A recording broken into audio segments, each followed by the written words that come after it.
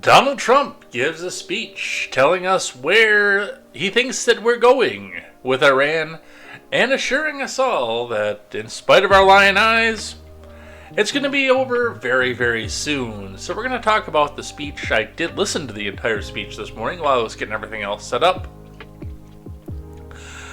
Go over some of the analysis that I have, some of the analysis that your mainstream media has, and what's actually going on over in the Middle East. So we're going to talk about that, what's going on there, and what happens with that.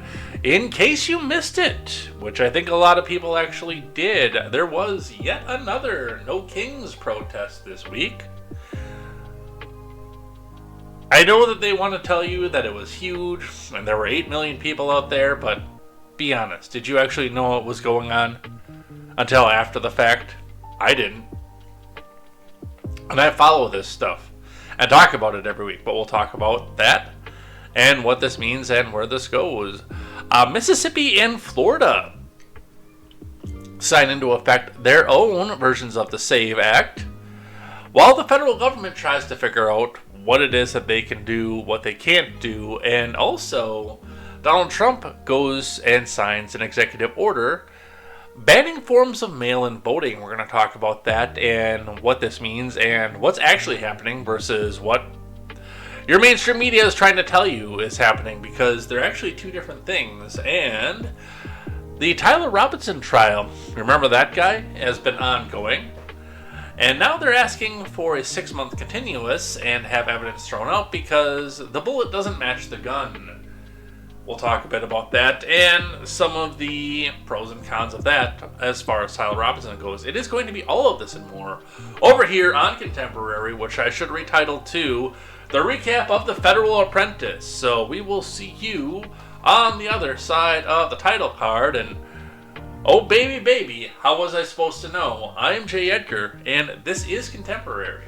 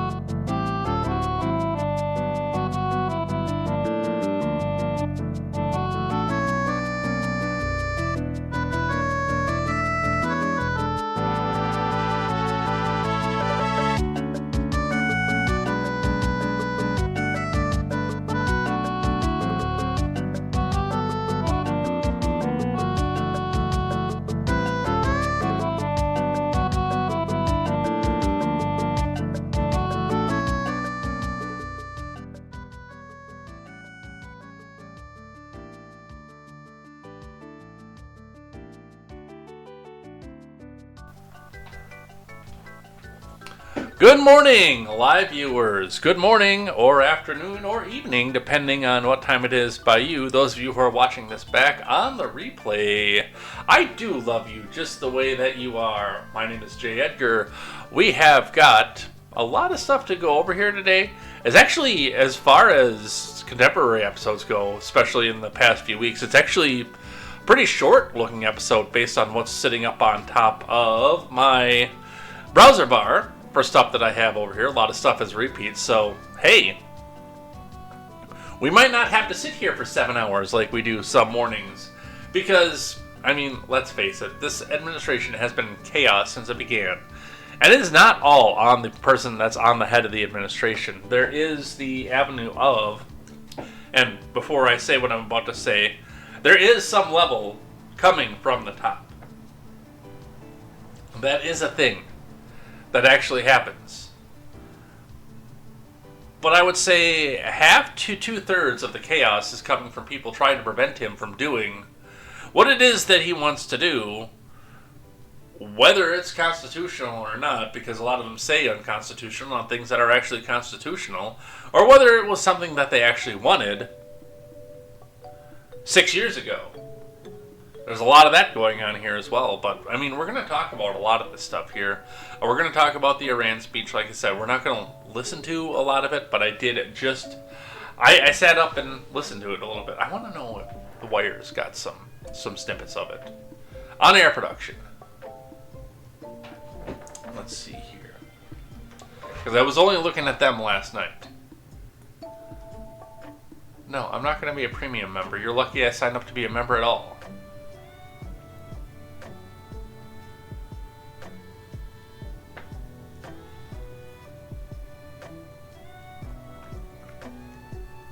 No, it doesn't look like anybody's clipped anything out of there on The Wire yet, so we'll have to rely on CNN and see what it is that they have. But yeah, there's plenty of that going on. There's a bill in Colorado that apparently is going to ban napkins, and allegedly it mirrors a bill that actually went through Delaware already. I couldn't find any news articles on the one in Colorado, but there's definitely stuff from a year ago that talked about what happened in Delaware. We'll talk a bit about that because we're not a serious country here. Oh, and by the way, speaking of not a serious country, you know what the name of the website is? The website that is going to be the White House catering to farmers and helping them get more food to the table. You know what the name of that website's going to be? Only Farms. Yes, the font matches too. And they did that before yesterday. By the way, those of you listening on a replay right now, we are streaming and recording this on April 2nd. So yesterday for me was April Fool's Day. And they released this somewhere in the middle of March. Or not in the middle of March, but towards the end of March, like the 28th or the 29th. So I highly doubt it was an April Fool's joke. Those of you who are in the Wisconsin area got a little bit of an April Fool's joke, by the way. Today, as we thought for sure that we were into spring because we had another 70-plus degree day, and at least in western Wisconsin, we all woke up to...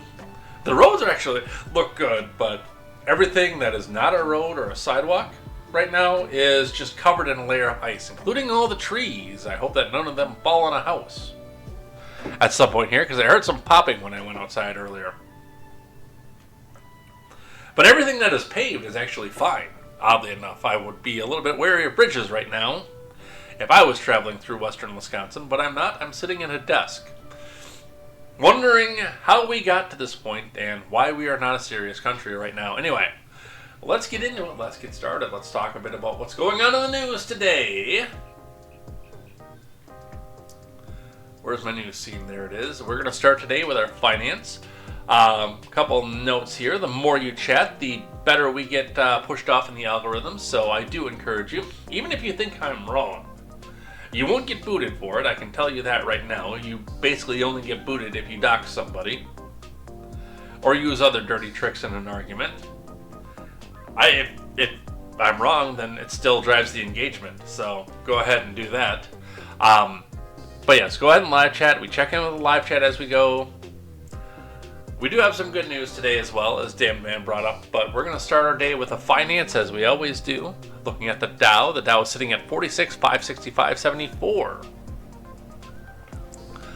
Started to point down on the futures as we went, and it was a little wonky and off. I mean, according to the numbers that I have here, we're not quite in correction yet, but we're in correction territory. Given the fact that the recent peak was 50,512. Now we would have to be under 45,000 to be in an actual correction, but we're flirting with it right now. Just something to keep an eye on as you decide to talk to your financial advisor and decide what is best for you and your family. Do not take any financial advice from me, folks. I'm not a financial advisor, and well, I'm just trying to get by like the rest of you guys here. Let's get a refresh. Let's get our latest here. Moo. That sounds absolutely reputable. Let's grab one from CNBC. Open it up over here. Apologize, by the way, I do have a bit of a stuffy nose here as well. I don't know where it came from, but it probably came from the same place that this random ice storm in April came from. Alright, CNBC says stock futures sell-off picks up steam. Dow drops 700 points as oil surges. Yes, that is something that we have to pay attention to as well as oil. Futures tumbled on Thursday after Trump indicated the Iran war would continue, sending oil prices higher as well. Futures tied to the Dow slipped 640 points or 1.4%. S&P futures declined 1.5% and the Nasdaq lost 1.9%. They're on sale right now, but again, talk to your financial advisor to see what sale is best for you. Trump delivered an address Wednesday, providing updates on the Middle East conflict. Though he said the U.S. is getting very close to ending the Iran war, Trump added that the nation would hit Tehran extremely hard. Over the next 2 to 3 weeks, we're going to bring them back to the Stone Ages where they belong, the president said. His comments led to an almost immediate, by the way, surge in oil prices. West Texas Intermediate was up 12% rather, up above $1.12 a barrel, which is why I saw almost $4 yesterday. While Brent crude advanced 7% to $109 a barrel, also why I saw almost $4 yesterday.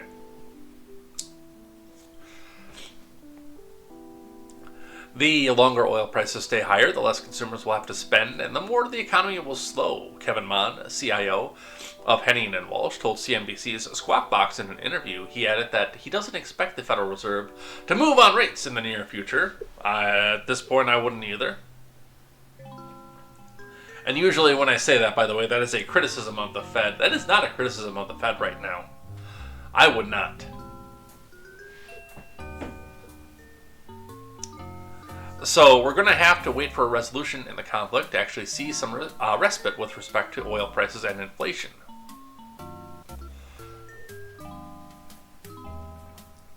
Investors are coming off a winning session after Trump said in a post that Iran's president had asked the U.S. for a ceasefire. However, he added the U.S. would only consider the offer once the Strait of Hormuz was open, free, and clear.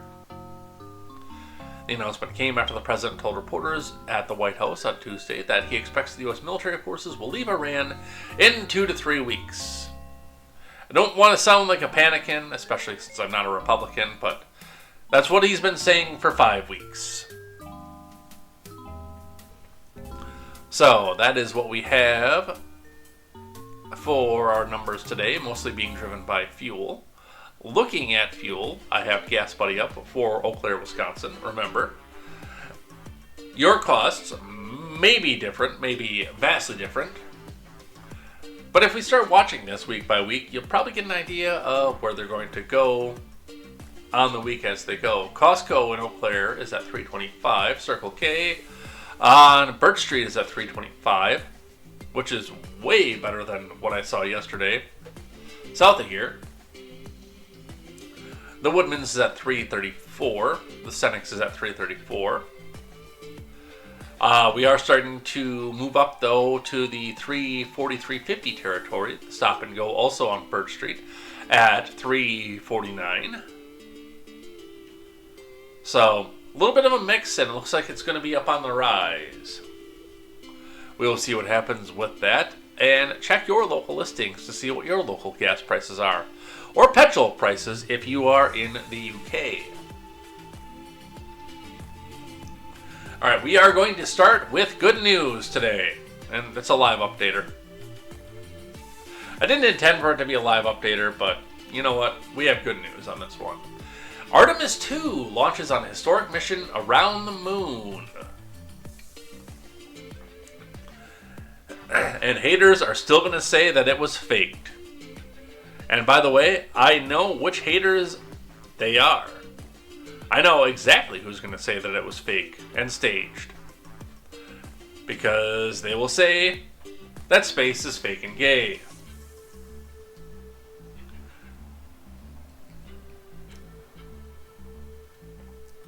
Alright, on the latest, Artemis 2 begins its journey. 4 astronauts blasted off from Kennedy in Florida this evening on a monumental 10-day mission to circumnavigate the moon. About the astronauts on board, the mission crew includes NASA's Reed Wiseman, Victor Glover, and Christina Cook, along with the Canadian Space Agency's Jeremy Hansen. So yes, we have a Canadian going for the first time in history. The upper part of the SLS rocket has separated from the astronauts' capsule, kicking off a 70-minute manual test drive of the Orion capsule.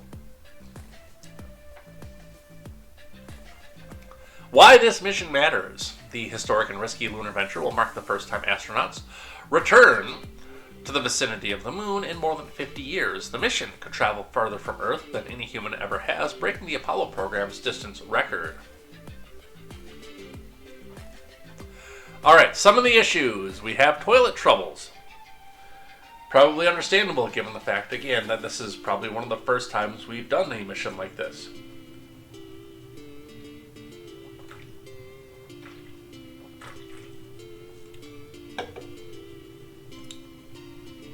Excuse me. Oh, the damned man did the math for us.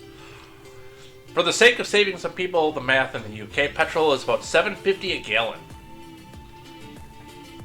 That does not surprise me over there in the least, by the way. Shortly after launch, a nightmarish scenario was revealed during a press briefing. There was an issue with the only toilet on board the Orion capsule. You have 4 people on a capsule for 10 days and you have one shitter? That might have been some poor planning. I thought they had like 2 in the Apollo 13 movie, or 3. They were all on the same wall, so you basically had to see everything while they were there, but I thought there were multiple on that same wall. It's been a few years since I've seen Apollo 13. We did watch that in middle school.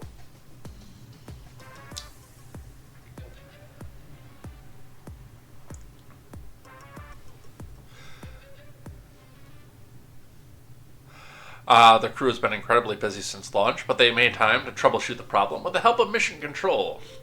I'm sure they did. Because that freeze-dried stuff will tear you up inside. Astronaut Christina Cook implemented a test that yielded successful results, so now everyone can breathe a sigh of relief, especially the crew that Orion has a working toilet. Otherwise, that 10-day mission would probably feel much, much longer. A fleet of small satellites is about to release from Artemis 2. Just over 5 hours after launch, a new chapter will begin for some tiny satellites that hitched a ride to space with the Artemis 2 mission. The shoebox-sized satellites, called CubeSats, will deploy from the spacecraft during 1-minute intervals. The satellites, supplied by space agencies from Germany, South Korea, Saudi Arabia, and Argentina, will measure the different aspects of the harsh environments of space. Germany's Tacheles will see how space impacts electrical components that can be used on future lunar vehicles. K-Rad Cube contains human-like tissue to measure the effects of space radiation across the Van Allen belts surrounding Earth, 2 dangerous bands of radiation resulting from trapped concentrations of high-energy solar particles that interact with Earth's atmosphere, according to NASA.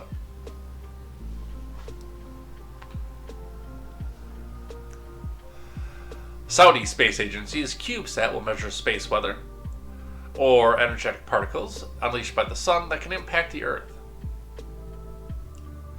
Argentina's Athena will test radiation, shielding methods, and long-range communications links.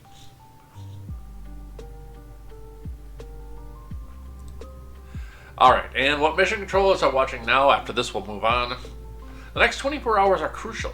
This was 9 hours 36 minutes ago. If all goes well, the astronauts will be on their way to the moon this time tomorrow night. Tonight, for all intents and purposes. But overnight into tomorrow afternoon, Mission Controls will be conducting extensive checkouts of the spacecraft, and any significant issues could prompt a change of plans. For those of you who are up on pop culture more than I am, basically they're doing a live version of This is Ground Control to Major Tom.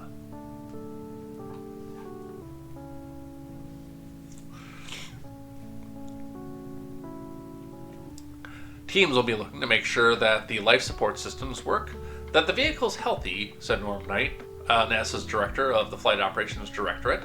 That's why we spend a day checking out the systems. Launch can also shake, rattle, and roll the spacecraft, because there's a lot of G's going along with that. And you can imagine what that does to the systems. Only if all the vehicle checks come back clear will the group be given the go-ahead to fire up the Orion's engine and once again and head to the moon. The maneuver, called the Translunar Injection Burn, TLI, is scheduled to happen around 8 p.m. Eastern Time tonight. If issues do arise, however, Mission Control is going to opt to command Orion to steer itself back home, bring a premature end to this test flight. So, we will see what happens in about 10.5 hours. And Godspeed to the astronauts that are going. God, what a time to be alive. And I know that this has probably been going on, honestly, and the Donald did talk about a moonshot back before, even into his first term. So I'm not 100% surprised by any of this here, but I mean, just to look at this and know that there's been conspiracy theory over conspiracy theory that the moon landing was staged in a basement in Hollywood, with many people knowing where the set was, and saying that, of course, because it doesn't talk about going to space in the Bible, that means that there is no such thing as space. And then actually having people out there, and there's still going to be people that don't believe this, by the way.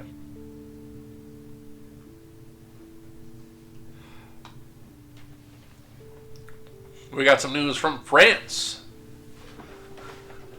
Artemis 2, what to know about the first crewed moon mission in half a century.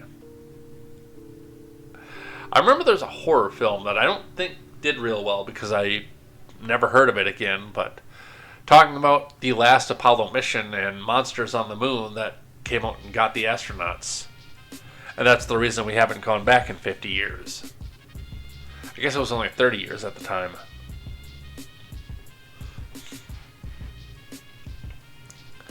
NASA's Artemis 2 mission will send 4 astronauts circling around the moon in humanity's first crewed lunar mission since 1972, and the first to feature a woman. Its main goal is to prepare for the return of boots on the moon in 2028. Here's what to know about the highly anticipated mission. Artemis 2 is set to be the first crewed flyby of the moon in more than half a century, and could launch as soon as Wednesday, ushering a new chapter of space exploration. Which, it's up in the air already. Artemis is the legacy of initiatives launched in the 2000s to succeed the American space shuttles. Those efforts survived several presidencies until Trump officially established the program during his first term. It aims to return Americans to the moon and establish a long-term presence there and pave a way for eventual missions to Mars.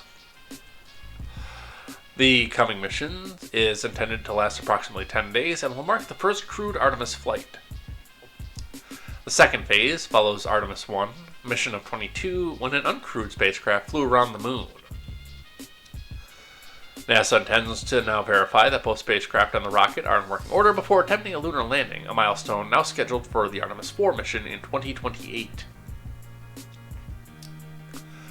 We know about the team, 3 Americans and a Canadian. Reed Wiseman, a 50-year-old former naval aviator and test pilot who is also deputy chief of NASA's astronaut office, will be in command. Victor Glover also served in the Navy. He will pilot the spacecraft while becoming the first black man and not white person to travel to the moon. Engineer by training, Christina Cook will become the first woman to participate in a lunar mission, and Jeremy Hansen, a Canadian, will become the first non-American to fly around the moon. I didn't save the meme, and I should have, but I did. There was a meme using the flappy heads of the Canadians in one of the pictures, congratulating Canada on sending their first person to the moon. I wish I would have saved that one. So definitely something to watch. I'm actually a little bit surprised that we're not getting more news about this. But that is life as we go. A little bit of fun before we move on from stuff, though. I found this as we were live, and I had to put this on. Spaceballs the X account tweets out, now that the Artemis 2 has launched, we have 10 days to get everyone on Earth a Planet of the Apes costume, so we can do something hilarious when the astronauts return. Those of you who are listening on the audio platform probably have an idea of what it is that we are looking at right now, given the fact that he said specifically, Planet of the Apes costume. I think that would be fantastic, by the way.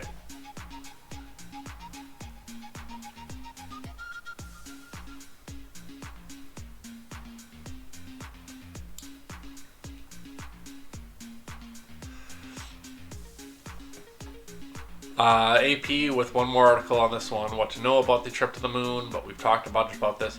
I'm a little surprised that there's so much Navy in this particular endeavor, especially given the fact that we have an official Space Force at this point. I mean, I thought for sure that would be their territory, would be going and doing something like this and prepping for something like this. However, in their infancy, I will say that the naval pilots probably have more experience at this point. I'm still surprised too that there isn't more Air Force involvement. And obviously I don't know who was all on the back end of all of this. All they're telling us right now is who's in the capsule, and it's two Navy guys, an engineer, and a Canadian guy.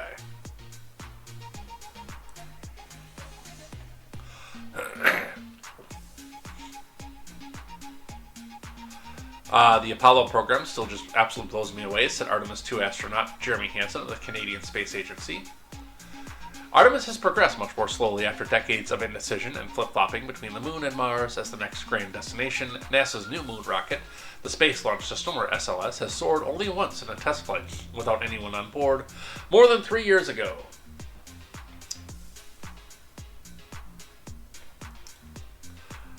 I wonder, they're talking about SpaceX and Blue Origin too. I'm curious how much involvement they have and if they could actually work together to do something with this. I know that they're both working for profit and they're rivals on this, but, we get to a point where they work together and we all get there faster.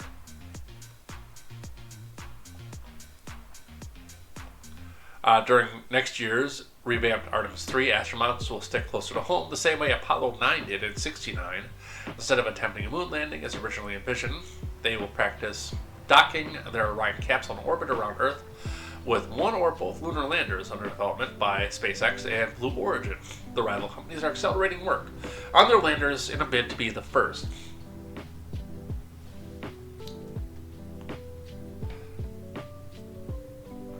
The Soviets were America's fierce rival during the Apollo, but their moon rockets kept exploding at liftoff, and they eventually gave up. Now the Chinese are the competition. China has already landed a robotic spacecraft on the moon's far side, the only nation to achieve that, and is scrambling to land astronauts near the lunar South Pole by 2030. Would anybody actually want to ride in a space capsule made by China?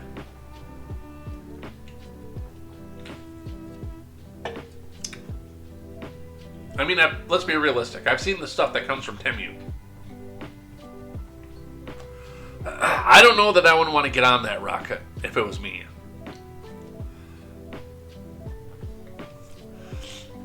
NASA is aiming for the same polar region where shattered craters are thought to hold vast amounts of ice that could provide drinking water and rocket fuel like his predecessor Bill Nelson.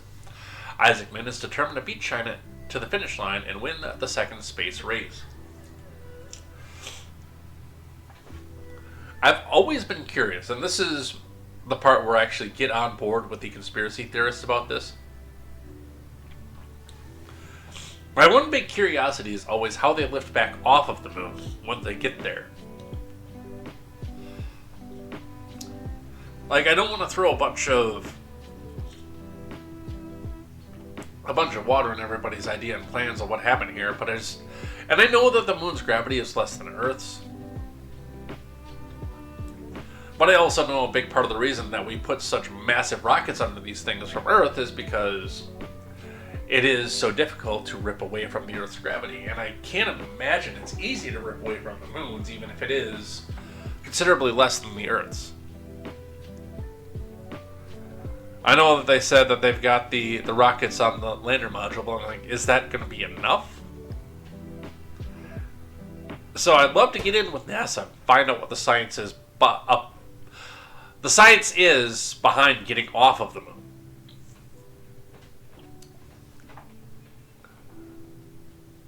Yeah, Damn Man says it's not just gravity, but the atmosphere as well, which, I mean, that's understandable too.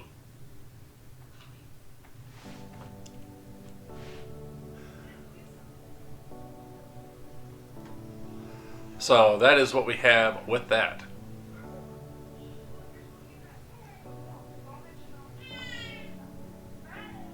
Oh, I hear Ed Jr. Alright, now we've got to move on and stop talking about fun stuff and start talking about stuff that's somewhat depressing. From CNN, Day 33 of Middle East conflict, Trump's first address to the nation on Iran's war. As I mentioned, I didn't listen to this in its entirety. And they're live updating this one here, but I heard a lot of nothing out of this speech. Now, I'm going to come to this with a position of the fact that, yes, I am going to be jaded by anything that we do in the Middle East at this point. I am a millennial. I was an anti-Bush millennial on top of that. My first position, politically, is anti-war. It always has been. It always will be. Shrink and dismantle the federal government is my second political position. My first one is anti-war. I like the fact that we have a beefy enough military that nobody in the world comes back around here and tries to do something on our soil. Also understanding the fact that Americans are armed enough to the teeth that even if the military didn't get involved, like say you came in through the Boston Harbor, you'd probably get a little ways through Boston based on the fact of their gun control stuff, but you know, once the mafia people in Boston, once you got through Dorchester, started realizing that you were here and invading, then a lot of things would shift, and it's very likely you would get through upstate New York at that point. And that's before we have military intervention.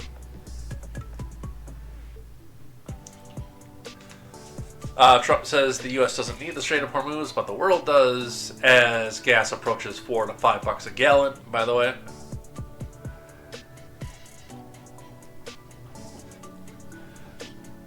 I know that we're doing more for the pumping and we're doing more for the refinery in this country, but we're not there yet. We don't have the supply, and it's going to hurt for a little while without the Strait of Hormuz. I appreciate the fact that we're doing more pumping and more refining, by the way. I think that's a great thing. But it doesn't happen overnight, which is why you're seeing almost $4 a gallon for gas right now.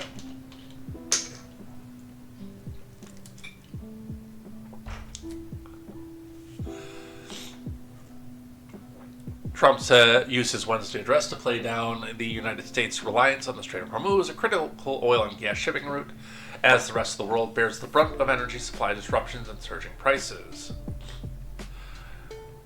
The United States imports almost no oil through the Hormuz Strait and won't be taking any in the future. We do not need it, Trump said in his televised speech.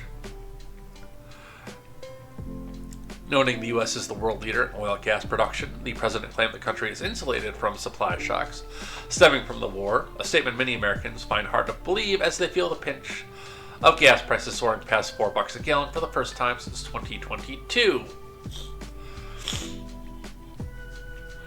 And I want to intercede on that for a second because, yes, CNN is bringing up a good point. Now, are we in any danger of running out of oil at this point? No. We are far surpassing, as they said, production of even OPEC right now. The problem with it being is that oil is a global commodity, And all the oil in the world goes into one pool, and the price, for the supply is determined by the fact that it's all together. Even if it's all processed locally and drilled locally.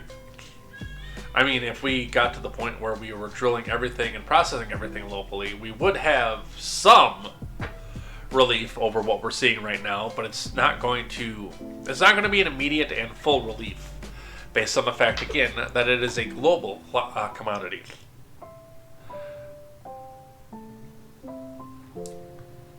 So part of what's going to be driving that is the rest of the world wanting to get their hands in the same pot and the same pool.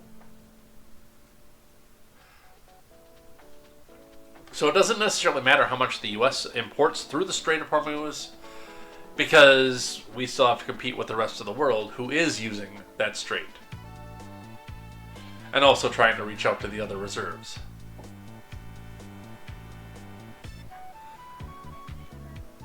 Trump's claim also disregarded how the war started by the U.S. and Israel has roiled the global markets and the economy, leading many of Washington's allies in Asia and Europe to pay the price. One sec. I thought I had a sneeze coming on there. The Strait of Hormuz carries about 20% of the world's oil consumption, according to the International Energy Agency, and the vast majority of the crude it carries ends up in Asia, which is heavily reliant on oil and gas imports from the Gulf states. The countries of the world do receive oil through the Hormuz Strait. Must take care of that passage. We will be helpful. But they should take the lead in protecting the oil they so desperately depend on, Trump said, while suggesting countries facing shortages purchase it from the U.S., which again is going to drive the prices at our pumps, even if we are fully energy independent, which we are not. But even if we were. If Europe and Asia start coming to us with their hand out, then yes, that is going to drive your price up. Global commodity, folks. Economics. It's a thing.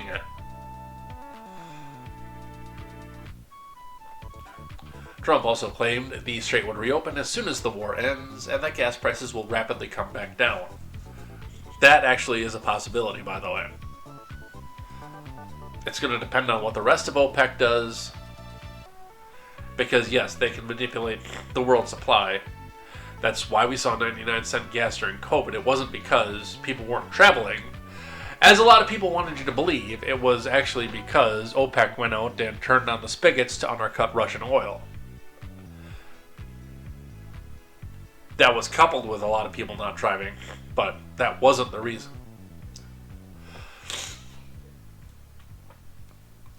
Alright, Asian stocks are sliding as the oil price surge on Trump's vow to hit Iran extremely hard, and so did ours, by the way.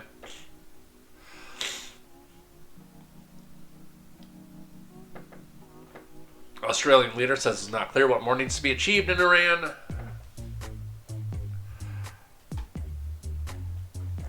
From the sounds of the speech, it's basically they want to make sure that the government is weakened enough that the Islamic Revolutionary Guard Corps is so busy at home that they get overwhelmed by the people actually having a revolution.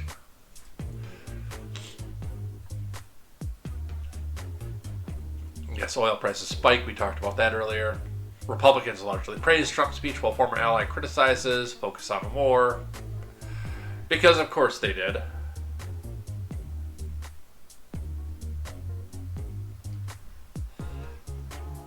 But that's CNN's live update report. From the Associated Press, Trump says U.S. forces will finish the job soon in first primetime speech since starting the Iran war. From Will Weissert, John Gambrell, and David Rising. President Trump said U.S. forces will finish the job in Iran soon as core strategic objectives are nearing completion, offering a full-throated defense of the war Wednesday in his first national address since the conflict began more than a month ago. I mean, it's kind of hard to back out of it at this point. So of course he's going to go whole hog on it.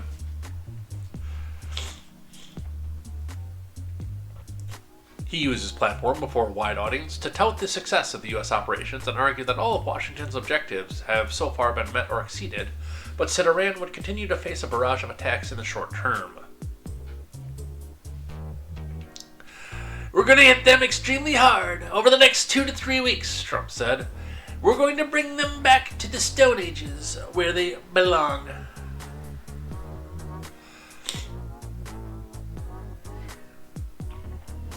But Trump also spent much of the address that lasted just under 20 minutes repeating many things he'd already said in recent weeks. Providing few new details, the speech appeared unlikely to move the needle of public sentiment at a time when polling shows many Americans feel the U.S. military has gone too far in Iran, and as gas and oil prices remain high.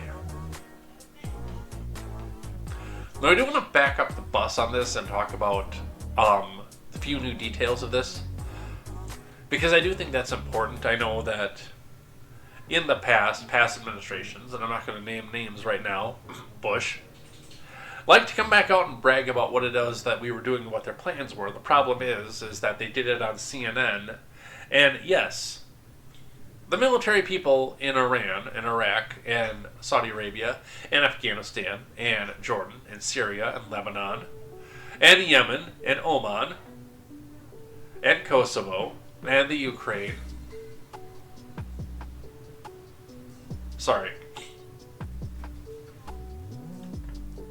They all get CNN. Hell, even the fat little puke has somebody whose job in North Korea on a media blackout is just to sit and watch CNN and see what it is the U.S. is trying to do. They all can watch the stuff. They all know what's going on. So I'm actually in favor of the few details. And we have to be over there. Let's do it to win. Not just sit and dick around and spend 20 years in the mission.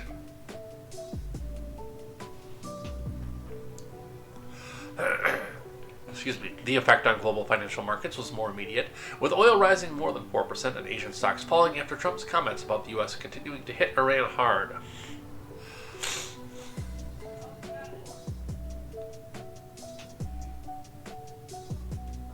Oh, excuse me. "Today I'm pleased to say that these core strategic objectives are nearing completion," Trump said. He acknowledged American service members who had been killed and added, "We are going to finish the job, and we are going to finish it very fast. We're getting very close," which is something I never want to hear come out of Trump's mouth again. "I'm getting very close. I'm almost finished." Yeah, you can hear that too now.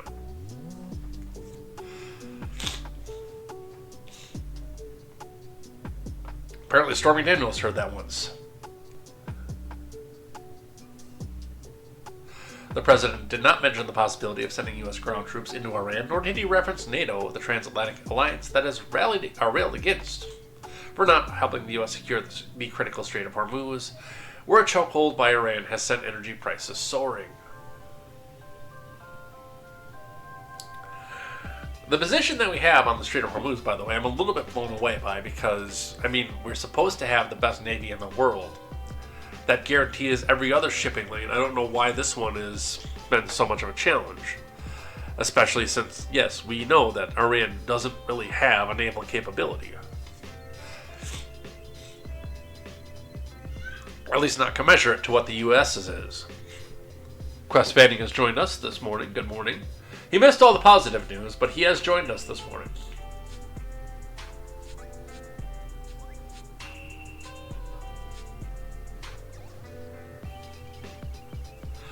And he's encouraging other countries to take the strait. And again, the problem there is not the fact that they don't have the manpower. They do.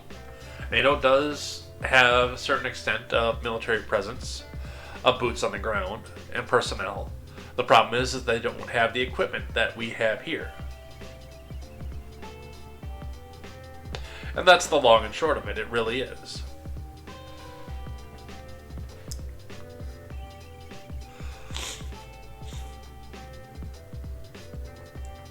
Trump took through a timeline of past American involvement in conflicts and noted that the ongoing war in Iran lasted just 32 days, seeming to appeal to the public for more time to complete the mission. World War I lasted 1 year, 7 months, and 5 days, he said. World War II lasted for 3 years, 8 months, and 25 days. Trump, who was referring the time the U.S. was involved in those wars. Also added references to Korea, Vietnam, and Iraq. Should have said Afghanistan. We were there for 20 years. 2 decades. And because of the way that we left, nothing changed. Those 2 decades were a waste. Isn't that exciting?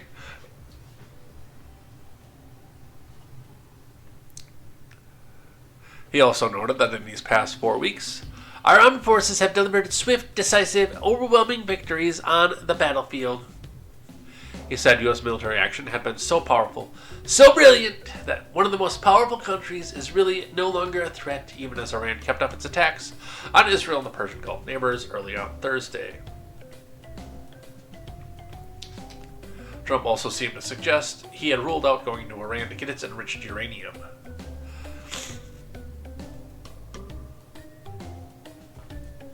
The nuclear sites we obliterated with the B-2 bombers have been hit so hard it would take months to get near the nuclear dust. And yet we have it under intense surveillance, and we control it. If we see them make a move, even a move for it, we will hit them with missiles very hard again.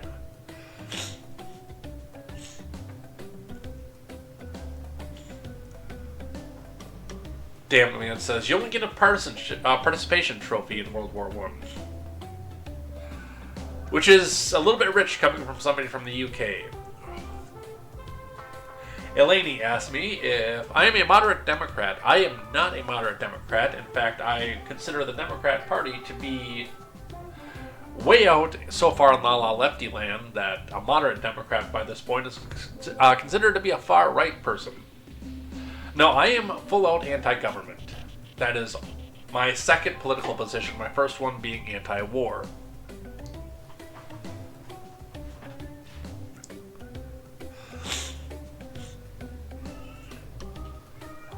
So that was AP's takeaway from the speech. Let's grab one from Reuters with their takeaways deliberately.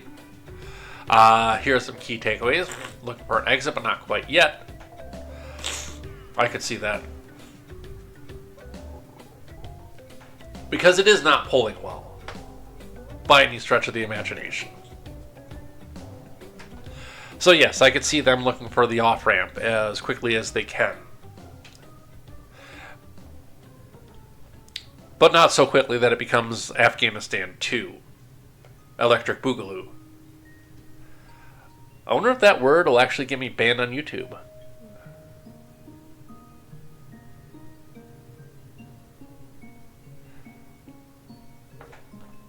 Elaine says, you look like what I'd imagine someone who would crawl over broken glass to vote Kamala without Trump being against her. Actually, Kamala was the only reason I voted for Trump. Because I was going to stay home that day. I legitimately was going to stay home that day because, well, Biden is a moron and Trump spent us into oblivion the first time through. But there was something that just rubbed me the wrong way about a prosecutor. A DA being the chief law enforcement officer of the United States. That rankled me so hard I actually got my ass out of bed and went and voted that day.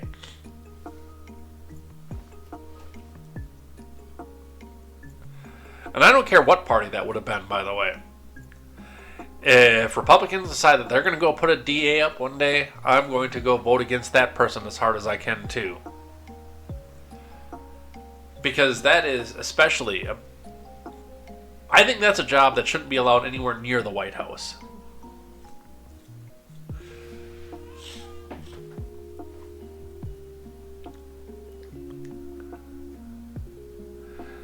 Elaine says that the people would have done another drug war. I think it's more than that. I honestly think that, especially prosecutorial side of things, we would have been looking more at persecution of political enemies under the guise of things like a drug war.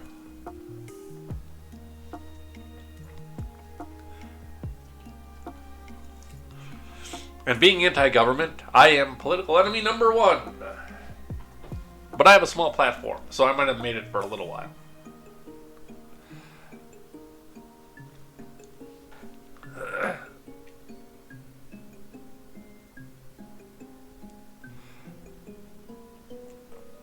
The Strait of Hormuz is a big one, even though Trump says that we don't need it.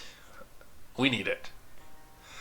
Domestic politics, Trump's speech, his first primetime address since the war started, February 28th, was originally seen as being aimed at easing Americans' concerns about the interventionist tendencies of a president who campaigned for a second term on a promise to keep the U.S. out of stupid military interventions. But Trump, whose advisors have pressed to show the public that he considers kitchen table issues a priority, gave only a nod to Americans' anxieties and appeared to dismiss their economic pain as temporary and sure to ease once the war is over. To be fair, that's what Bush said in 2002 as well.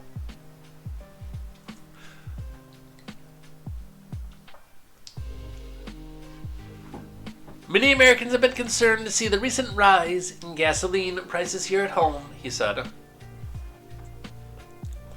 This short-term increase has been entirely the result of the Iranian regime launching deranged terror attacks against commercial oil tankers of neighboring countries that have nothing to do with the conflict. So, one thing to point out about that, and I know inflation is a bitch,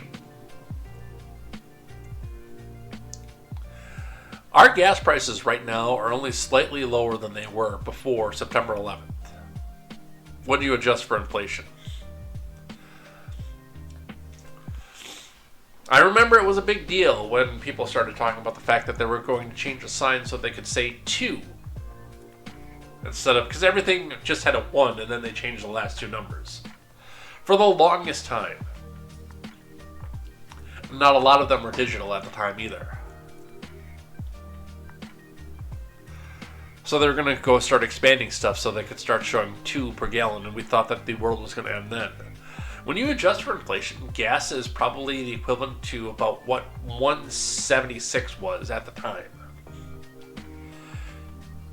In the middle of 01 going into 02. So we're actually still doing better at 3 something a gallon than we were back then. Which, I mean, it's understandable then too why once we started to get the low 2s and possibly peaking into the 1s, as some people were doing before the Iran thing started, why the economy was allegedly starting to take off again, because energy was so cheap and it was so easy to get stuff around. Even more so than when we were at the boom in the 90s.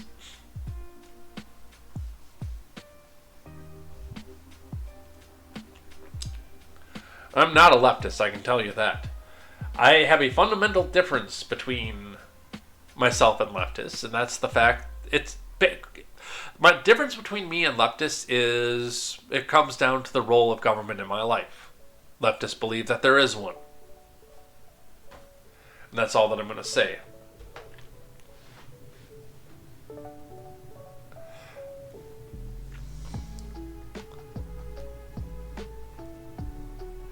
Mission accomplished. That's funny. Speaking of Bush.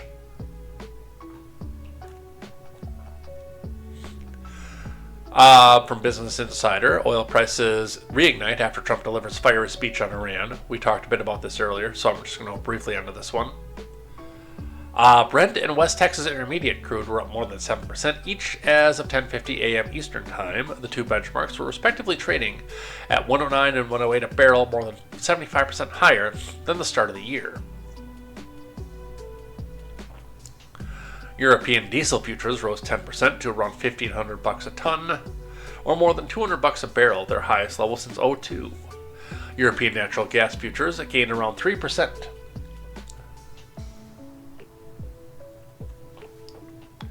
The Dow, the S&P, and the Nasdaq were all down by more than 1%, pointing to a lower open on Wall Street.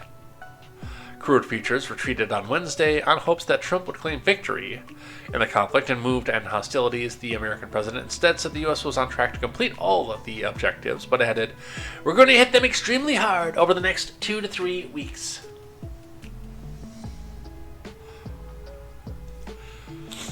We don't have to be there. We don't need their oil. We don't need anything they have, but we're there to help our allies, Trump said.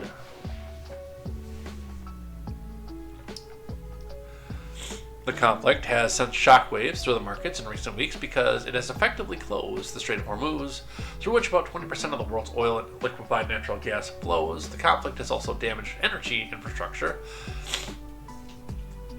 and forced production facilities, further choking supply and pushing prices even higher. Trump suggested other countries should take the lead in protecting the oil that they so desperately depend on, and the passage would open up naturally after the war. So, yeah, and like I said before, global commodity. So even if they do start buying from us and we outpump OPEC 3 times over, if they've got to come get it from us and ship it from us, then that's going to affect what the prices look like. What the polls say ahead of the speech, so this is before the speech.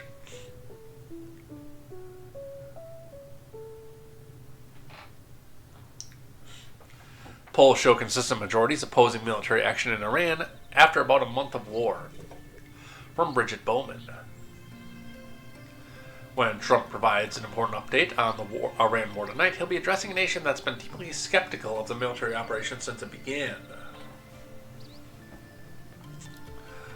Polls conducted over the last month found majorities of the Americans opposed the U.S. military action in Iran, although Republicans remain broadly supportive of Trump's actions, and even larger majorities remain opposed to sending U.S. ground troops into the conflict. As the war first began, NBC News polling conducted from February 27th to March 3rd found 52% of registered voters said the U.S. should not have taken military action against the country, while 41% supported the action and 7% were not sure. This was a stark departure from the other recent conflicts, including the wars in Iraq and Afghanistan, when majorities in NBC News polling voiced support for the military actions at the outset. Well, they had a better PR team.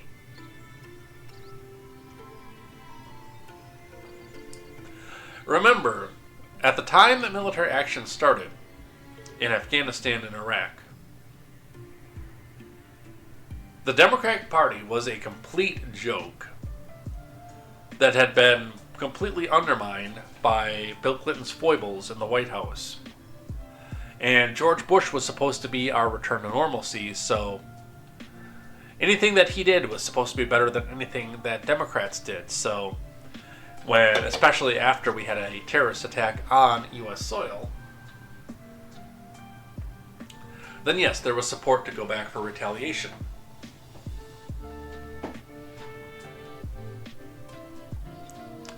Right now, we're sitting in a political position where the news media, especially sites like NBC News, have spent the last 11 years telling you that everything that Donald Trump does is wrong, that you are supposed to hate everything that he does, even if he takes a position you were in favor of a year ago. You were supposed to hate it because it must be evil because Donald Trump has done it.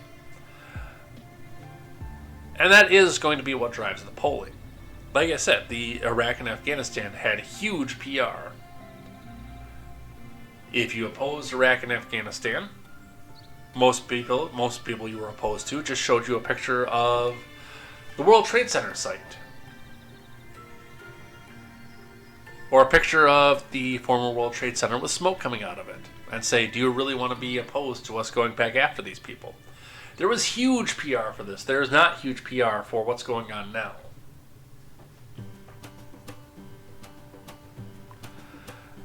And a dedicated hatred for the person that's at the helm.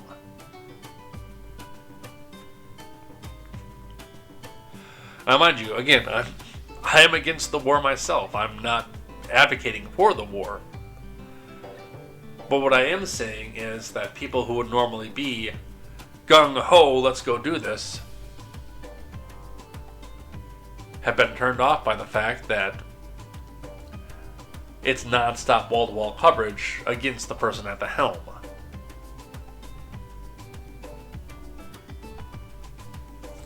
And yes, in this sick country, I do think that if they turn down the rhetoric a little bit, then yes, there would be probably a good 70% approval for what we're doing now, too. Trump's Iran speech ignores the risks of return to the 70s. From Matt Peterson.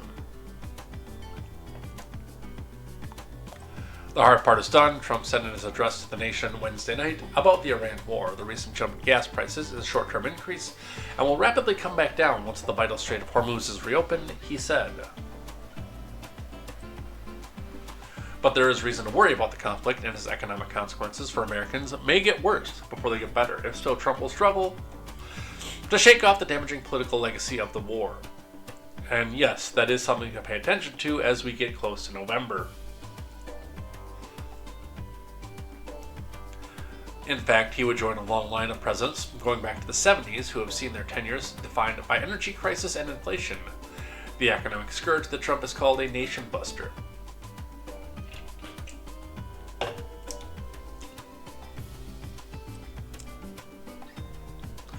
The oil shock of the 70s was planted in the maybe subterranean part of our brains, said Jay Hakes, a presidential historian who led the U.S. Energy Information Admin in the 90s during the Clinton administration. It was there for a long time because it was such a jolt, and I think this will be that kind of jolt, Hakes said. Gas prices on Tuesday rose about $4 a gallon on average for the first time since the war began. Gas has followed Brent crude prices, which have risen 27% since the war began, just over $100 a barrel on Wednesday. Oil tankers and other commercial shippers that would normally travel through the narrow Strait of Hormuz off Iran's southern coast have been idled due to Iran's threats and attacks. The waterway normally carries 20% of the world's oil. But $4 a gallon gas, as painful as it is, may only be the tip of the iceberg. That is clearer in the rest of the world than the US. For now, the UK is set to receive the last shipment of jet fuel for the foreseeable future this week. Prices of jet fuel worldwide are up 96%, according to Plate's data, published by the International Air Transportation Association. Futures contracts for LNG in Japan and South Korea are up 43%, according to FactSet data.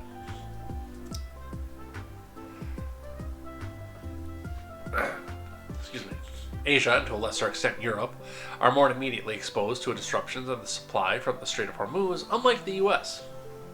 As Trump has repeatedly pointed out, they buy directly from the Middle East, but all of these commodities are connected through global markets. Disruptions in one part of the world will quickly spread to others. Analysts fear the price of oil could jump above the record of near $150 a barrel set in 2008 during the Great Recession.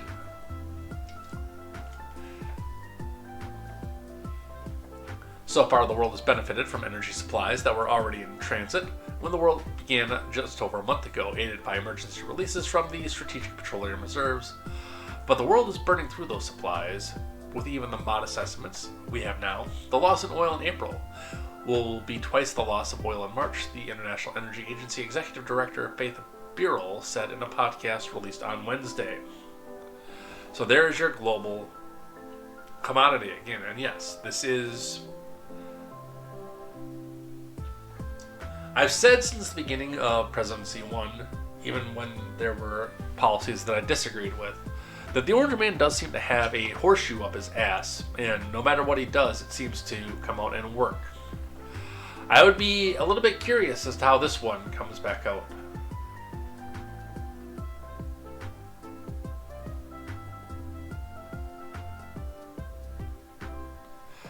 And if he can pull out of it.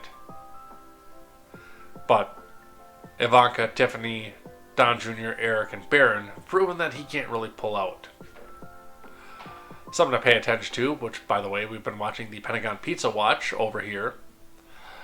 When certain pizzerias around the Pentagon get extremely busy, late at night on off hours, then it typically means that the people are ordering a pizza in the office at the Pentagon and not necessarily going home for dinner, so that's a lot of the times an indicator that something big is about to happen. And there was a bit of a spike on March 26th.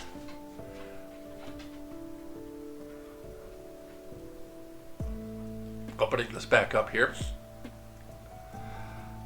Breaking multiple pizza joints near Cape Canaveral are experiencing extreme spikes in activity. Well, we just launched a space shuttle from there.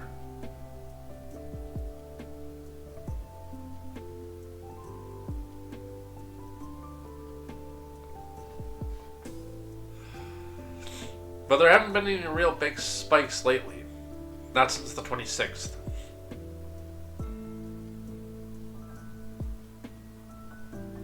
We'll continue to watch this, though.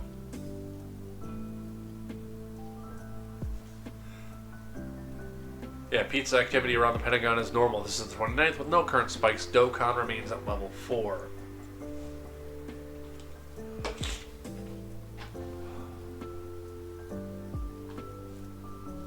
Alright, what else do we have? We talked about the speech. Let's talk about no kings. Because that happened.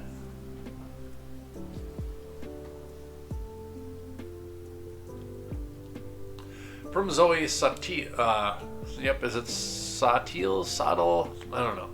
I probably butchered that last name.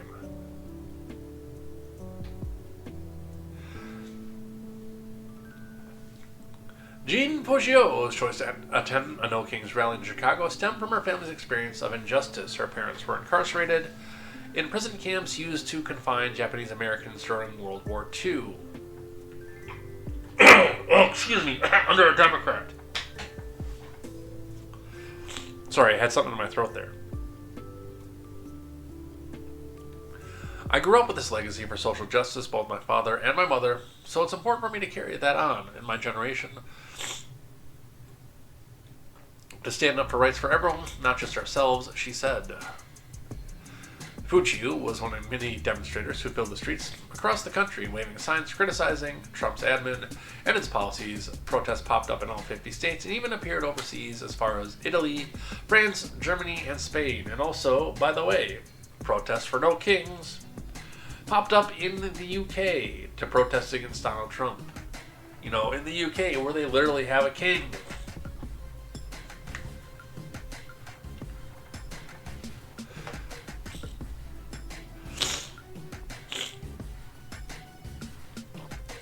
Saturday's day of protest was the third of its kind, following similar protests countrywide last year in June and October.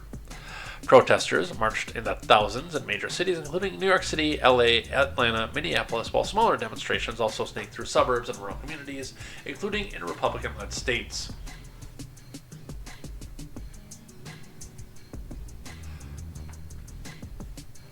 Almost half the day's protest took place in red states, or a battleground area, organizers said. The diversity and breadth of the rallies reflect a very intentional push to organize beyond traditional Democratic strongholds, said Ezra Levine, co-founder of the Indivisible Project, which helped organize the protest.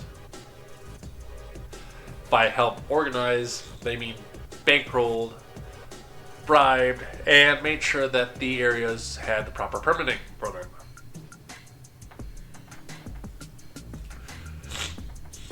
Organizers and police said the demonstrations were largely peaceful. 75 people were arrested, mostly for failure to disperse, after a small group gathered outside of a federal building in downtown LA. The LA Police Department told CNN, and Trump supporters verbally clashed with protesters in West Palm Beach, Florida. Here's a reminder, if you are anything except a progressive Democrat and one of these things pops up near you, I know the temptation is there to go back out and people watch. I fought the temptation, but I had to work that day. So yes, there is a major temptation to go out and people watch, and they had one of these in the big city close to here, Eau Claire. Oddly enough, they didn't have one in my town, but they had one over in Eau Claire.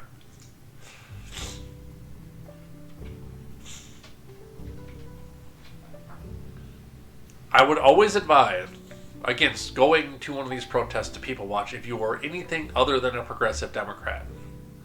Because there are people out there who are waiting to hand you a brick and say, yes, I will totally go in there with you and take care of these protesters. You just go and throw that brick first. The idea is to go back and start a clash between the people that they don't like and the people that they do like, so they can show the people that they don't like as being, quote, unhinged.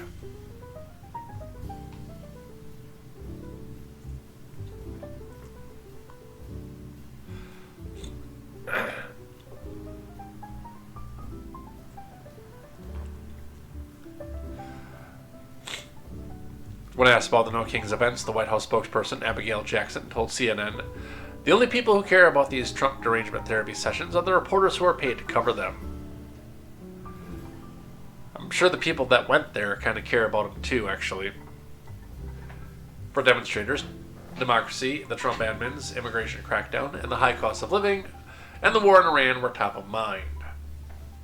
Even though most of the people there, from the interviews that I saw, had no idea about any of those things.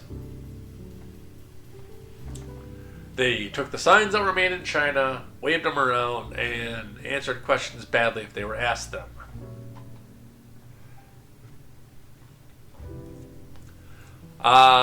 Let's see. They say democracy is under threat.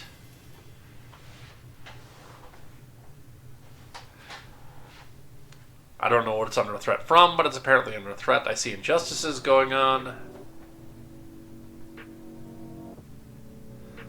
In my opinion, that's what's happening to the people in our nation, and I wanted to be here to voice my dissatisfaction with them.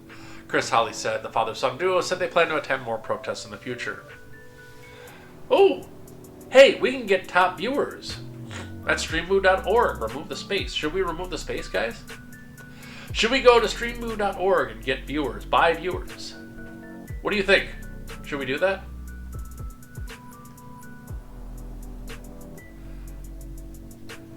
Let's see.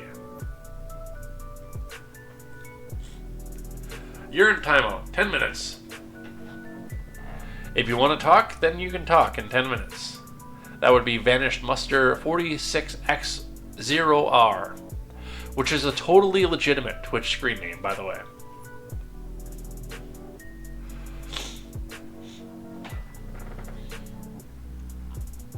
We should be hopeful and not afraid. Frederick Ingram, Secretary of Treasury for the American Federation of Teachers, told CNN affiliate KATU the union attended a Portland, Oregon rally to make sure that they spread the word that we should be hopeful and not afraid. I don't know what you're afraid of, but... Asked if he felt hopeful with the turnout, Ingram said, "Oh, I do. Oh my gosh." Adding the protest gave him a renewed sense of faith in the country.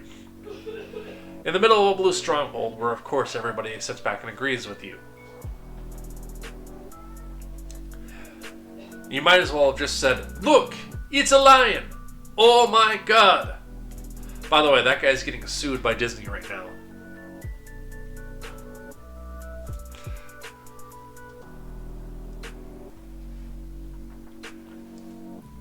We're all against war.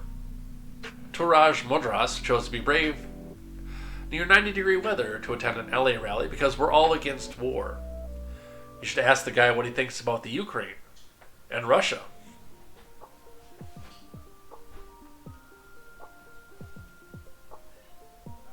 So that's some of the responses that they've had here. A reminder, of course, of what it is that's going to happen if you do go to People Watch at one of these events. And I'm not telling you don't, because yes, people watching is awesome, but do so at your own risk. No King's counter-protester charged after allegedly punching man in front of a child. From Jeff Wald.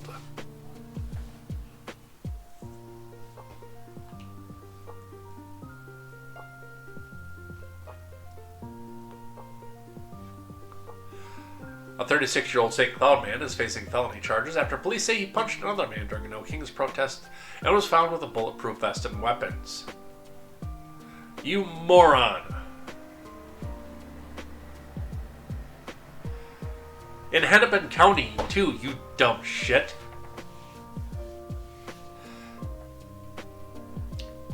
According to charges filed in Hennepin County Court, officers responded to the intersection of American Boulevard and Penn Avenue on Saturday, March 28th, after reports of an assault during a No Kings protest.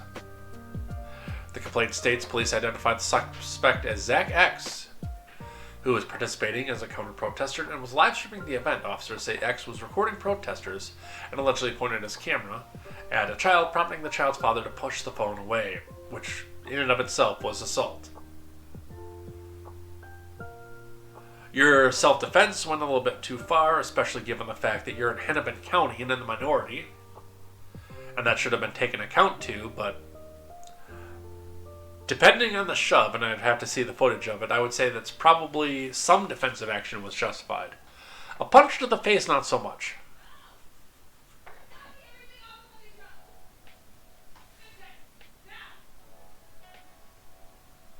I don't know what's going on.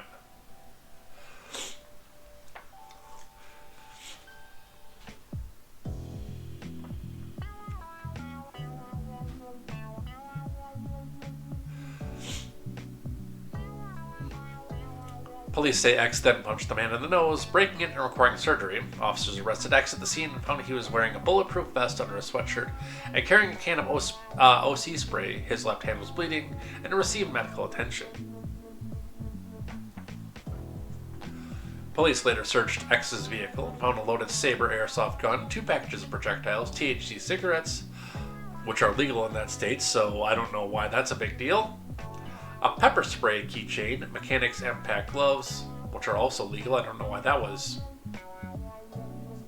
And a black face mask, which, there again, he was just trying to protect people from the disease. And are marked for military. The gloves match those worn during the assault and are marked for military and law enforcement use.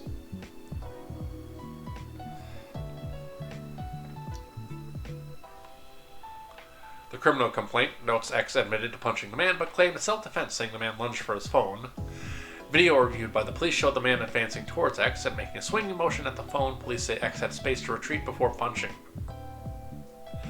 Mind you, if this would have gone the other way, then yes, the other person would have been let off for self-defense. X has a pending assault case from December of 25 and is currently in custody. Officers say the protests had drawn a crowd and tensions were high between protesters and counter-protesters. And this is what you take into account before you go and people watch, because you will be labeled as a counter-protester. We've got an op-ed here from The Hill that I wanted to bring in. The opinions expressed in this article are the opinions of the author, who is Jay Rogers, not necessarily the opinions of The Hill, or Contemporary, or Turns the Pages Productions. Excuse me.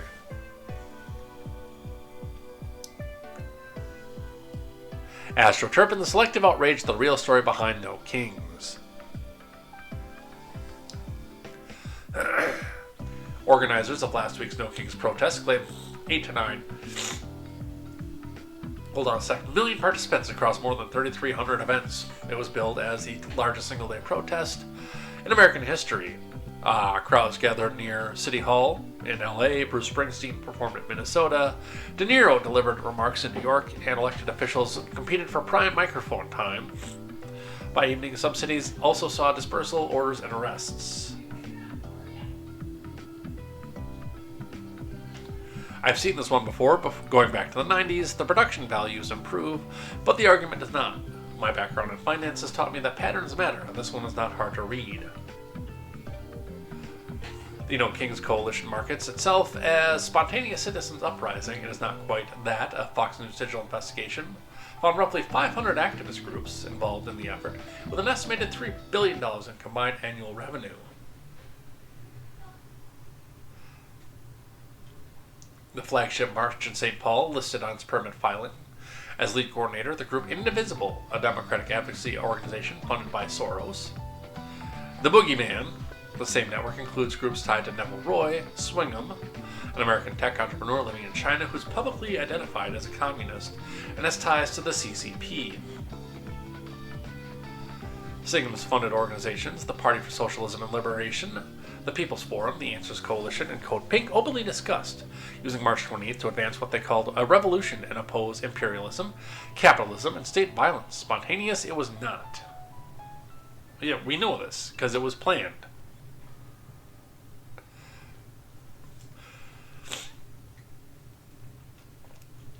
The stated rationale for the protest was to resist executive overreach. That sounds reasonable until you understand that this standard is applied so inconsistently it looks like less a true grievance and more an opportunity.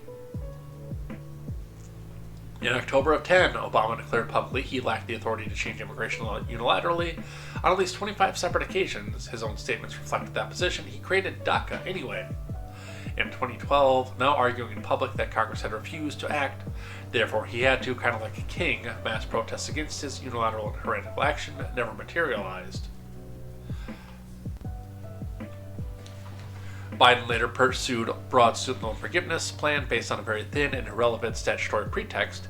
He tried illegally to transfer $430 billion in debt to taxpayers who never signed promissory notes.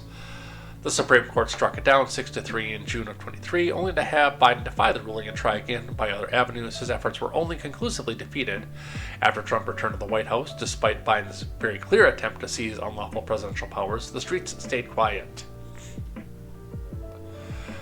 Biden was also responsible for the short-lived Disinformation Governance Board at the Department of Homeland Security, which raised obvious First Amendment concerns. His admin leaned on social media companies to censor American citizens' constitutionally protected free expression online. These overreaches attracted substantial criticism, but nothing like 8 million people coming out in an organized fashion.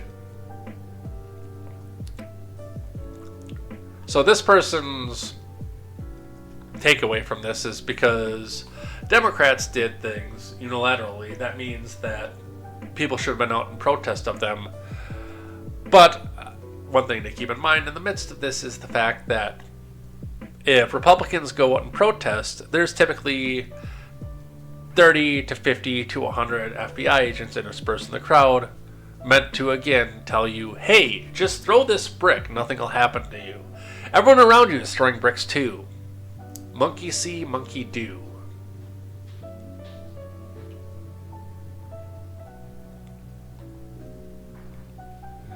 Let's talk about the SAVE Act with Axios starting off. SAVE Act would mean long drives for millions of American voters. Which I have the article here archived because Axios is now behind a paywall for reasons unknown. More than 5 million voting age Americans would have to drive an estimated hour or more to present their citizenship documents to register to vote, as would be required under the Safeguard American Voter Eligibility Act. The SAVE Act would require people to present documents in person to an appropriate elections official to register to vote, effectively killing online and mail-in registration. A point, by the way, I'm not 100% opposed to.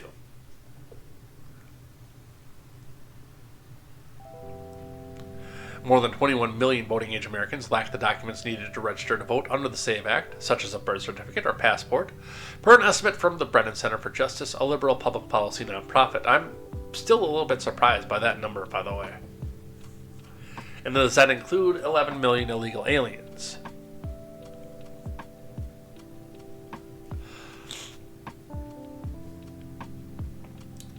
And just a counterpoint on that, it is not hard at all to get a copy of your birth certificate.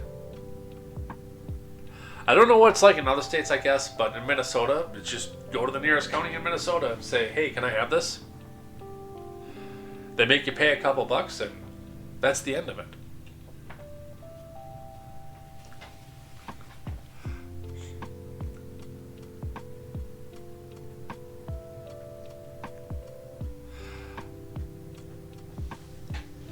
The average American lives about 20 minutes by car from the nearest election office per Axios analysis.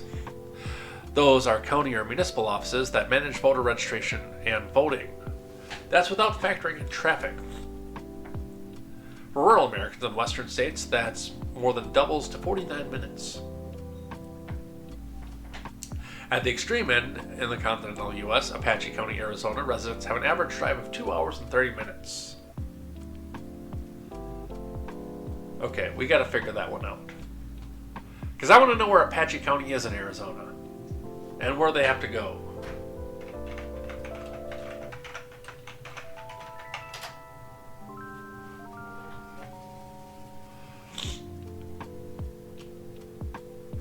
Alright, let's have a look.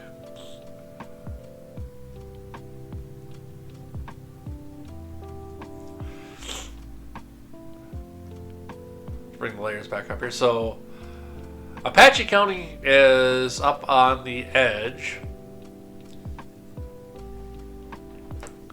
next to New Mexico and up by Utah. So my question is, and I'm not saying that you're wrong, by the way, is where do you have to go? Which I believe, remind me again, Flagstaff is the capital of Arizona.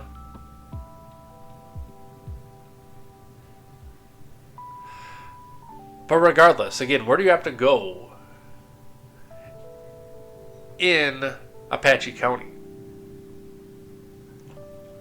It does look like a lot of that is reservation, but then we have St. John's. So, I don't know where the county seat is. I don't know. But this doesn't look like this is, by relative, too far from Phoenix or Flagstaff. So, and yes, I know that it's somewhat rural off of this, but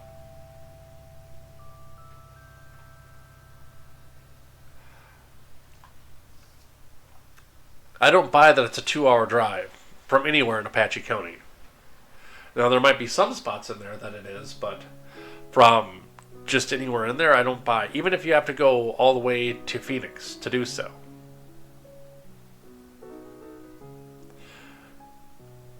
Which I feel would be stupid and overwhelming to the people of Phoenix. So even if this is true, then yes, Arizona needs to get their shit together.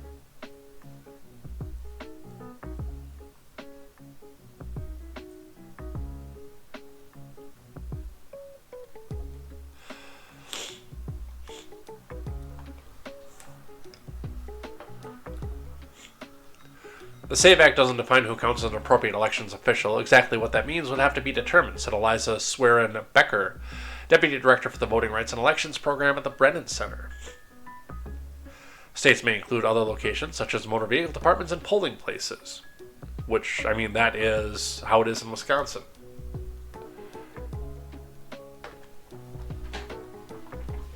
Do you still need to go to the DMV to renew driving licenses? I'm sure that would be just as awaked.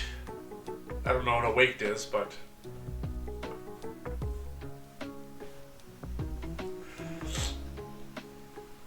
I mean, yeah. Excuse me. In Wisconsin, you just go to your municipal office. You don't even have to go to the county seat. When I go to register to vote, hopefully later today, it's within walking distance of where I sit, and I live in a small town far away from the county seat. Well, not far away, but far enough away that it would be a pain in the ass to drive there. But I can do it right at the village hall, where I live.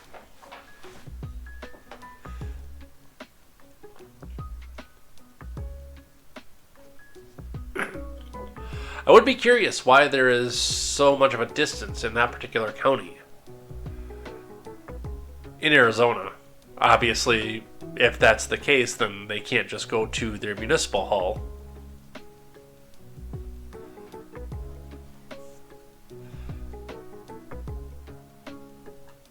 But that's what Axios has to say about this.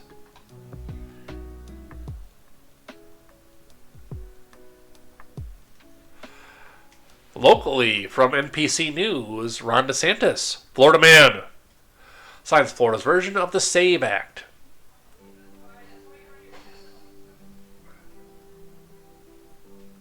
From JNC Tim,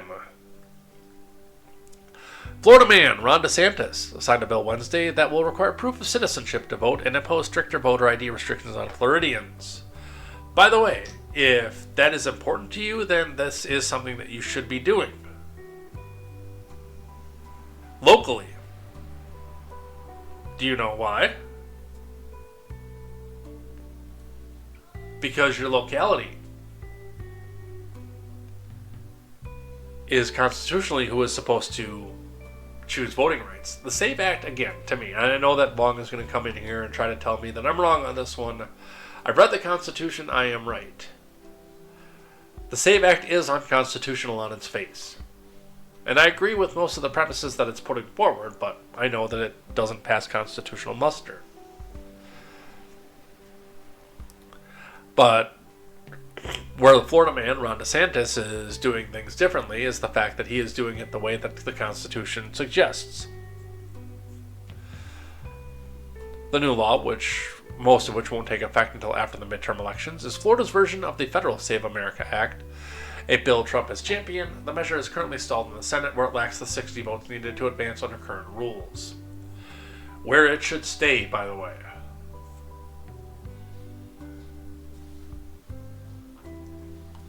The bill protects and expands integrity in our voter registration process. Florida man says, our Constitution and state of Florida says, only American citizens are allowed to vote in our elections. So we need to make sure that it's the law. Democrats and voting rights advocates warn Florida's law will be disenfranchise eligible voters who lack ready access to the documents that are needed to vote. Already, the League of Women Voters in Florida and a coalition of advocacy groups represented by the ACLU has filed a federal lawsuit to block the law, which the Supreme Court is going to turn around and say, no, this is a states' right issue, get this out of my court.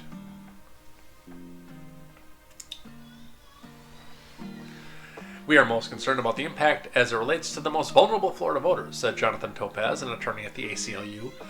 This could mean older black voters who grew up in the Jim Crow South who don't have access to birth certificates. This could be naturalized citizens. We know naturalized citizens are flagged as non-citizens all the time. Really? All the time, huh?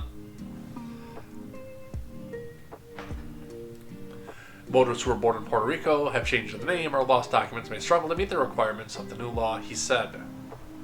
Which is funny because they can still go out and get IDs. So, that is how things are going in Florida right now. And yes, as was mentioned before, we'll only go over this briefly because it was talked about in the NBC News article, but from Newsweek, Ron DeSantis hit with lawsuit hours after signing the Florida SAVE Act. Hours. Not a single person has been, quote, disenfranchised yet. It doesn't take effect. But they sure as hell have a lawsuit, don't they?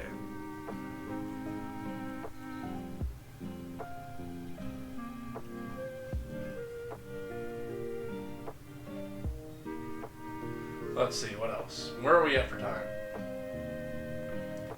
We might have to start getting picky and choosy here. 1:34. We can get through some more of this. Trump has signed an executive order limiting mail-in voting ahead of the 2026 U.S. election. From CNBC.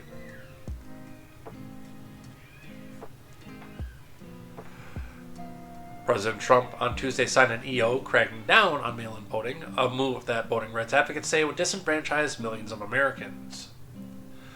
The order, which requires the DHS to compile a list of verified U.S. citizens in each state who are eligible to vote, is almost certain to be challenged in court, which would block it from being enforced in time for the midterms in November.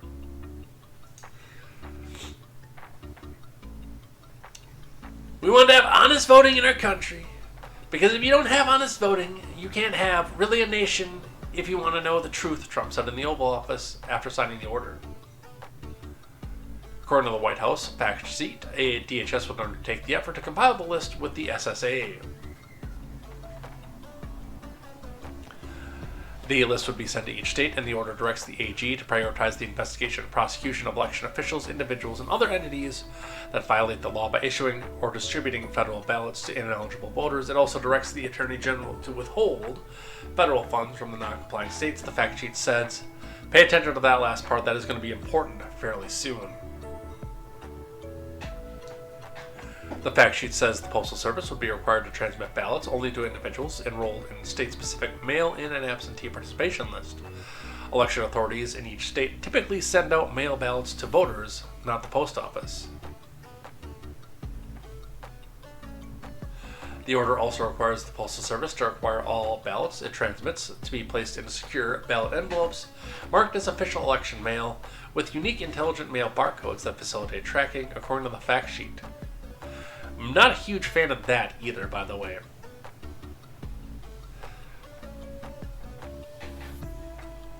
I would question the secret ballot aspect of that.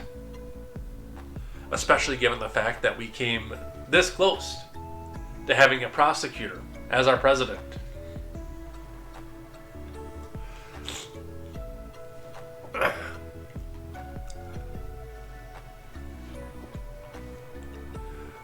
Trump himself recently voted by mail in Florida. The Constitution vests the admin of elections in the states. Though Congress can pass laws pertaining to elections, the executive branch does not have an official role in changing election laws or carrying out elections. Voting rights advocates say Trump's planned restrictions on voting would disenfranchise millions of Americans. The executive order is almost certain to be challenged in courts, which could block it from being enforced in time for the midterms. Mass AG Andrea Joy Campbell, a Democrat, said her office is reviewing the order and will take appropriate legal action to ensure that every eligible voter in Massachusetts can vote and have their vote counted.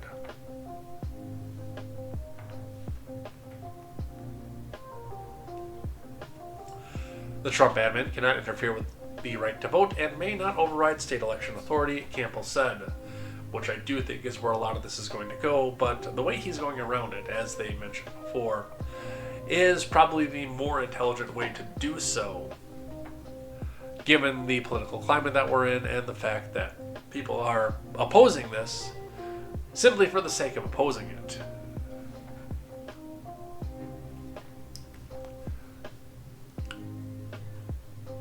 Which we go up to our X post here. I'm going to skip the NPR one right now. So we go back up to the top. If your state hasn't turned over its voter rolls to Harmeet Dillon, DOJ Civil Rights Division for verification yet, it will not be eligible to have mail-in ballots counted for the next federal elections. Mail-in ballots for the 26 midterms, what few there will be. I can expand that out, but one person out here says Washington State, what if you're an all-mail-in ballot voting state like Washington State? And Rock Hard and Spew Facts actually has this down perfectly. It states the laws upon which Trump bases EO to ensure it had legal authority uses federal funding as an enforcement incentive, which, by the way, has been used on numerous things before. Not all states, you may know this, you may not know this, were on board with 21 being the legal drinking age.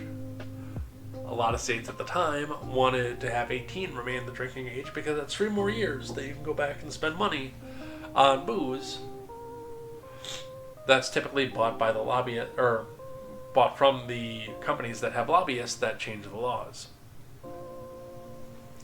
When the federal government decided in the 70s that they wanted to have a national drinking age at 21, they still had to go back and have the states do it.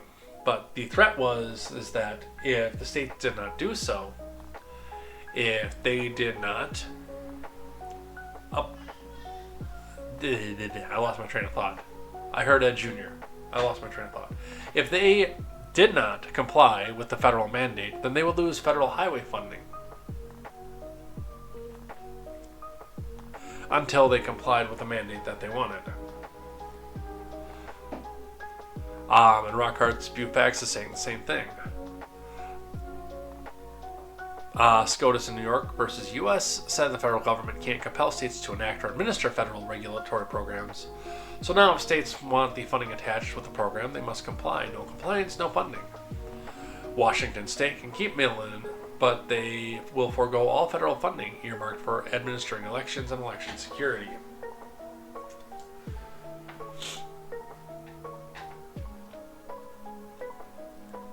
And yes, as Dan Man says too, bitch move, the drinking age should be the same as when you can join the army. I agree with that. I do. But the reason that I'm coming back and bringing this up is the fact that, yes, there is the avenue of this is how they get it done when they can't actually do anything else by federal authority. And I would be interested to see what the loss of election security and election funding looks like in the states that you know are going to deny this.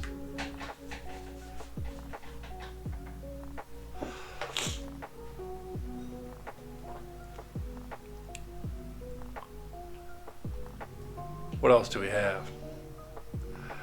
Republican leaders announce a 2-track plan to end the DHS shutdown. Oh, good. They have a plan.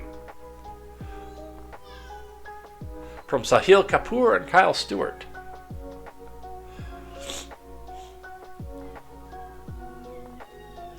House and Senate leaders jointly announced the plan Wednesday that they would end the shutdown of the DHS that caused major airport delays.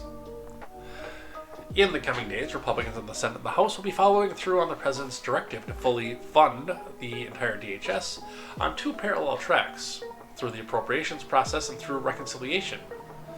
House Speaker Johnson and Senate Majority Leader John Thune said in a statement, "So you're going to blow your second reconciliation on a government shutdown. I mean, it's intelligent. But what else are you going to pork barrel stuff into this bill?" The two leaders were vague about the exact plan, but it appears closely resembled the Senate's preferred path from Friday. Of course they're going to be vague about it again because NBC News is going to go back and blast it all over the internet. So Democrats know what they can do to counter it and sue against. That's an intelligent way to do things, actually.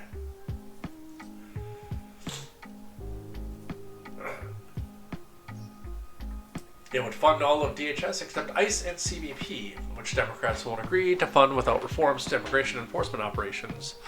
Those two agencies already have separate funding.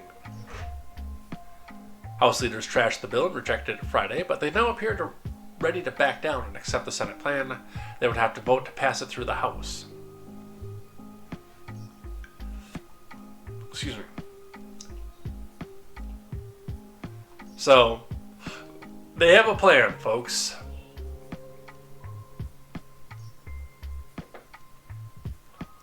On the other side of things, Trump has ordered to pay the agents amid the government shutdown, and the TSA lines have approved since then. Let's watch the video from Fox News.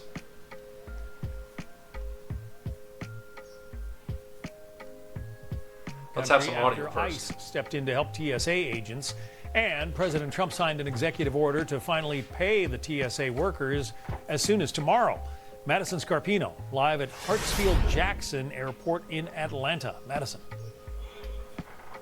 Hi, John. Thankfully, things are looking a lot better here this weekend. Lines are moving. People aren't waiting for too long. But that comes after a rough week of lines that at some points were stretching all throughout the entire terminal. And even though TSA workers are set to get paid as soon as tomorrow, thanks to the president's executive order, one officer we spoke to says he's not sure how much it will help. The problem is we only see who's not here. We don't know who's coming back. And so until you have the government finally opening up, we truly won't know the impact. Please rectify it, because at the end of the day, not only do we get hurt, but the American flying public's going to get hurt, because it's going to keep on escalating. But something that is helping TSA are ICE agents. ICE was initially helping with managing lines, controlling crowds, but now a lot of them are checking people's IDs before the TSA checkpoint, so those TSA workers still on the job can focus on specialty screening. And again, lines are better here this weekend, but not at every airport. This is the Baltimore airport earlier today, and it was a mess yesterday as well. Tons of travelers were missing flights. They're anxious, frustrated, and they feel bad for these unpaid TSA workers as Congress is still unable to agree on how to fund DHS. And again, with ICE being fully paid, this is how the people who want to affect the change by making it affect you. This goes back to any other government shutdown. When we go back and think about the fact that the government shut down for X amount of time under Obama, and nobody cared, because it doesn't affect you when the government shuts down. So he went and started chaining up national monuments and national parks. So it actually affected the average person. The day-to-day operations of the U.S. government do not and should not affect you personally. When they start to, the government has too much power. CNBC with a brief on this. Trump is paying the TSA agents, but where's the money coming from? We are up on the clock, by the way. From Justin Papp and Garrett Downs. After weeks of long lines at airports and bickering in Congress, Transportation Secretary Security Administration agents began to receive pay earlier this week, thanks to an executive order by Trump. Trump's move to bypass Congress, under which the U.S. Constitution has granted power over federal spending, and unilaterally pay the airport security agents as a momentary reprieve. Negotiations over funding for the DHS, which has been shut down since February, are largely stalled while Congress is on recess for 2 weeks.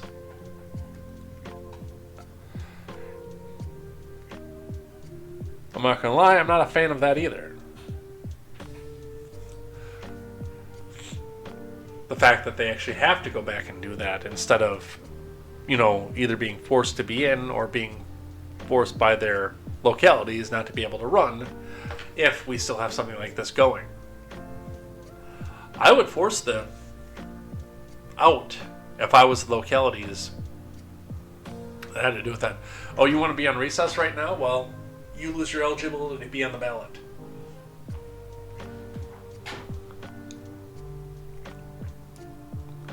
The paychecks raise a series of questions. Where is the money coming from, and how much is available, and how long can Trump continue to pay the agents if Congress doesn't soon come to a deal?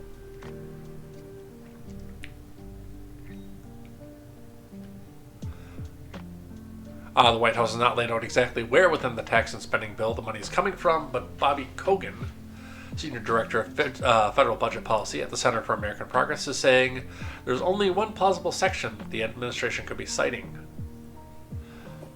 Buried deep in the more than 300-page measure is a section that sets aside $10 billion for the reimbursement of costs incurred in undertaking activities in support of the Department of Homeland Security's mission to safeguard the border of the U.S. I'm guessing that's probably where it's coming from. They do have a pot of money. It's a giant slush fund, but you couldn't use it for just anything, Kogan said.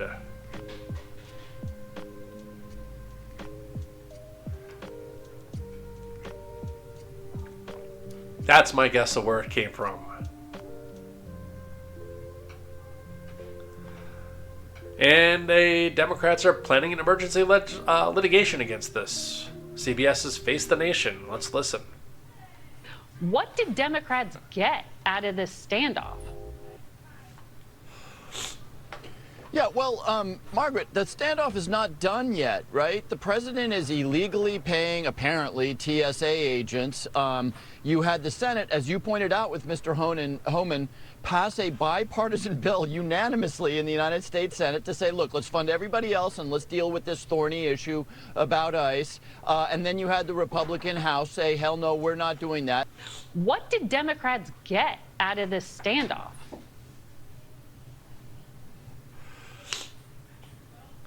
But the problem there again is they shut the government down to try to deal with ICE, but ICE was already fully funded through a different agency. So the only thing that's happening is the TSA.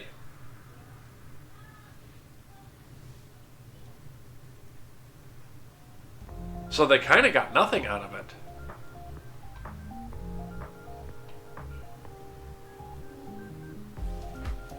Alright, is there anything else that I want to touch on before we go?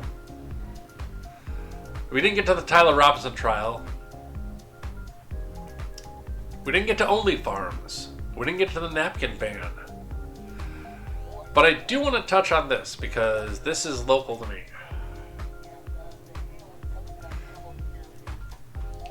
From CBS 58 News, Milwaukee. No author given. Governor candidate Tom Tiffany pushes to end emissions testing in Wisconsin. This could have gone on things I like, by the way, too.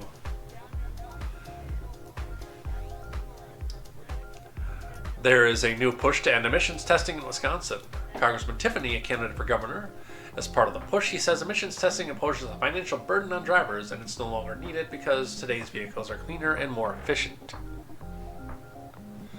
In a post shared on a social media page, Tiffany said, hundreds of thousands of Wisconsin drivers across 7 counties must take time out of their day to travel to testing sites and complete mandatory emissions tests every 2 years just to renew their registration.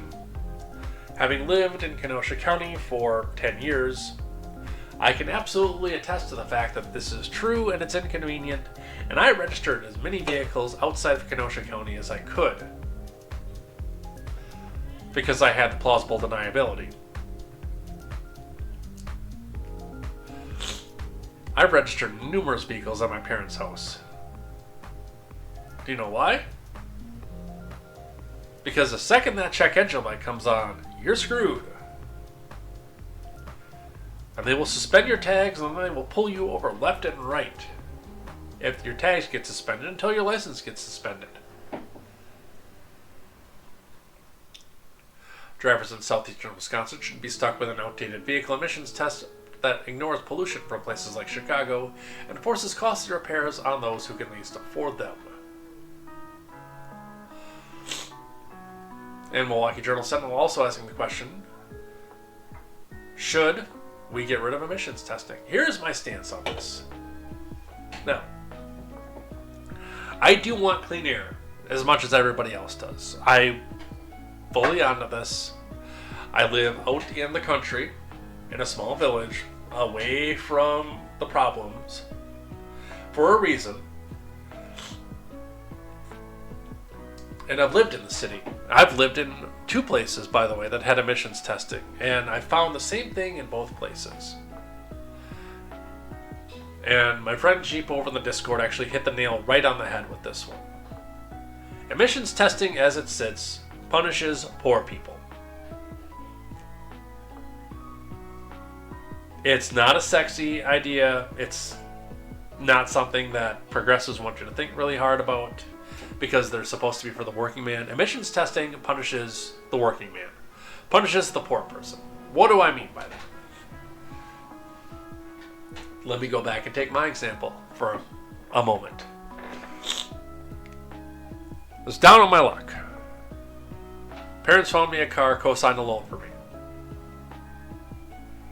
All in my name and everything, but they co-signed on it for me because I was at the bottom of the barrel at the time. 97 Monte Carlo, by the way. Got into it to go drive it back home. Check engine light is on. Looked at the registration papers. It is registered in Kenosha County. The last 4 vehicles I had owned at the time had been registered in County. No, it's a small enough county, I'm not going to tell you where my parents live.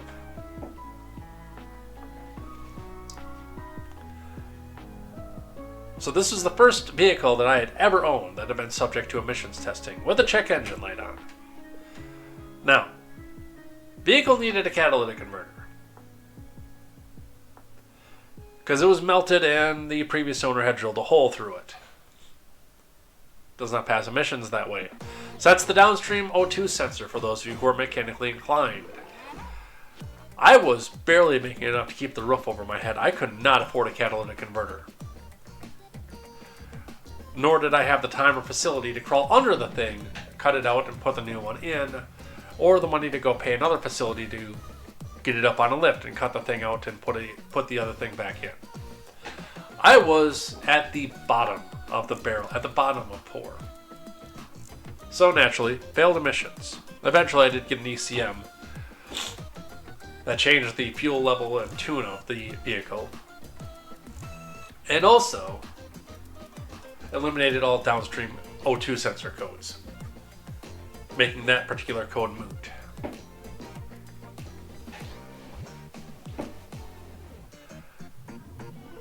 But the fact that I had to go back and spend at the time $100, which is a huge imposition at that time, to go back and put that in to pass emissions. And also then at the time, and I don't know if my parents know this or not, so sorry Mom. But because of that particular car, they suspended the license plates, obviously, because it didn't pass emissions. Still had to go to work, so no choice, because if you don't go to work, you don't eat.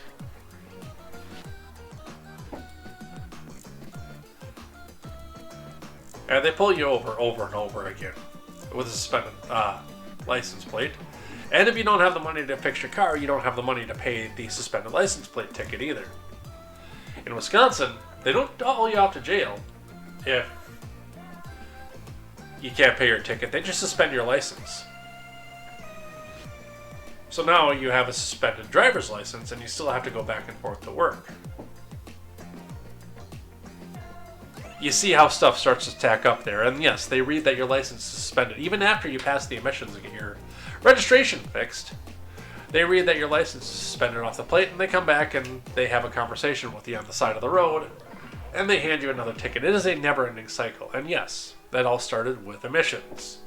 So you've got two choices with emissions if you're in the port. You go back, you see that engine light on, and you fire the parts cannon at the thing. Because typically, if you're in that boat, you can't afford the scanner to go back and do something. Then you have to go back now and pay somebody to go clear the code, because most of the big auto parts stores have eliminated the ability to clear codes because the dealerships lobbied to make sure that they couldn't. So you have to go pay somebody to go clear the code and hope that it stays and fixed.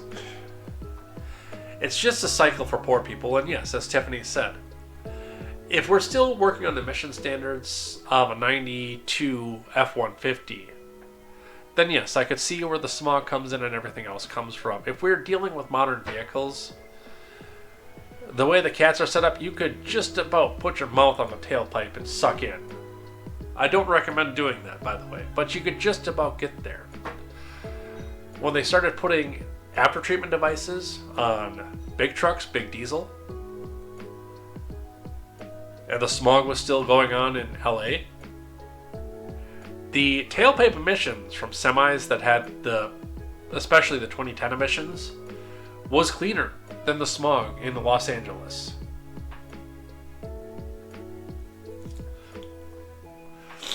So the air coming out of the diesel truck was cleaner than the air around the diesel truck. Hell, the air coming out of the diesel truck was cleaner than the air going into it because all that smog was going through the intake manifold. And the air cleaner.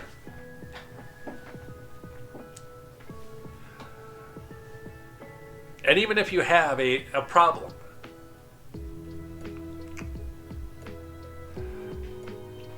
we're not dealing with the level of emissions that we had in the early 90s. So at this point, yeah, emissions testing is moot. They basically just plug in and see if you have a check engine light or not. They don't do the 5 gas. They don't actually measure what's coming out of your tailpipe. So any little fault that you have in your vehicle, some comes back and fails you. Newer vehicles will actually pop the check engine light on if you have a light out. Maybe that's just in big truck world, but yeah, I've seen some big trucks that will throw an engine light on if they've got a tail light out. So, no. This is a good thing, and I fully support this.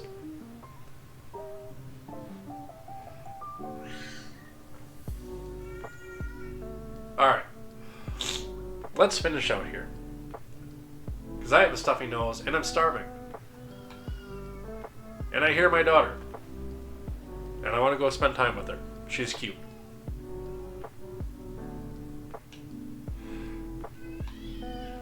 Alright, on the outro, we look at the Ferengi Rules of Acquisition to start with. The Ferengi Rules of Acquisition are a series of 400 and some odd change commandments that shape how the Ferengi deal business with each other and with other societies around the galaxy. Every week we read one of these. We talk about how they can be used in the show, if they were used in the show. I haven't read enough beta canon to tell you how they could be used in the book, if it was used in a book.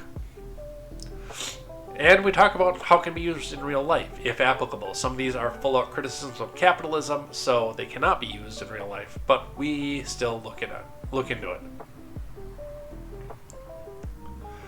Alright, where did we leave off?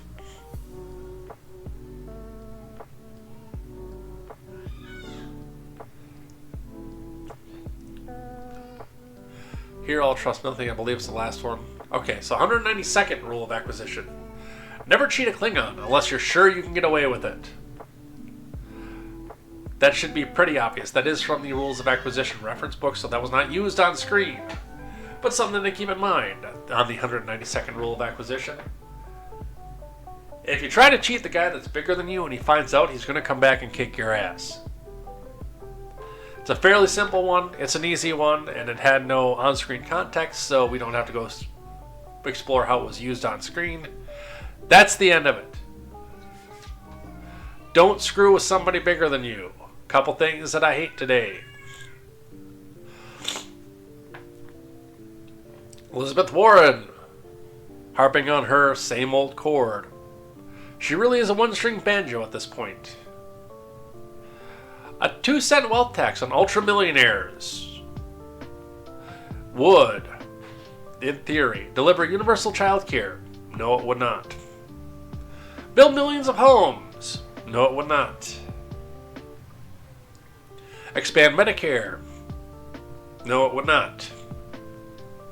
Provide paid family leave, not without additional legislation, which it would get diverted elsewhere before that anyway.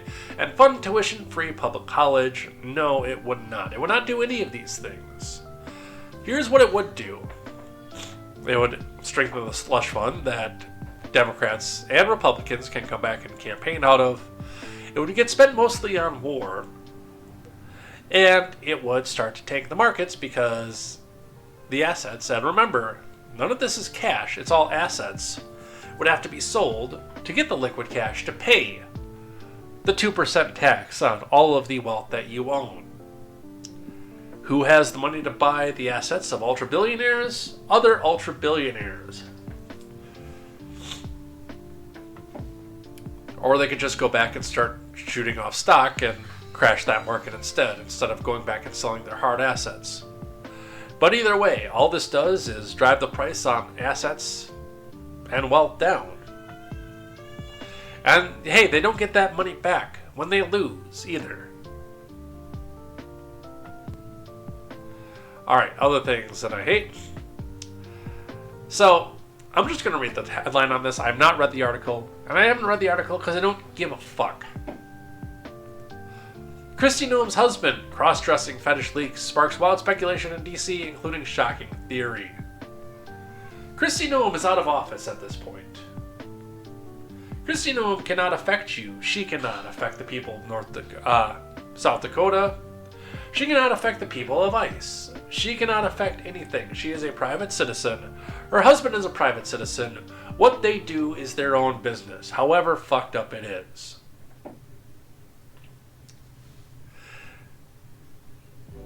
If Kristi Noem's husband wants to go back and dress in drag, the only thing I would say is don't let him near a library with little kids. Other than that, Noem and her husband have a lot to talk about. Would I like to be a fly on the wall in that conversation? Maybe. But do I think it's worth a public discussion? No, I do not.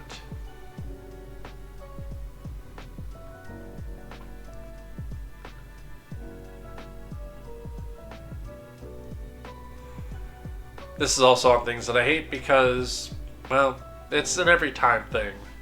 So, Washington Post cartoonist Darren Bell, who frequently portrayed Donald Trump as a sexual predator, has just been convicted of possessing child pornography. By the way, I could not find a story to corroborate this, but he has actually been arrested and is going through the legal system on the civil side for sure for being found with a bunch of child porn.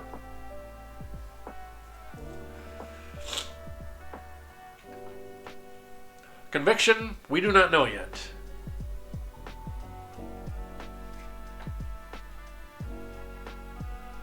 Alright, then we will do a couple things that I like.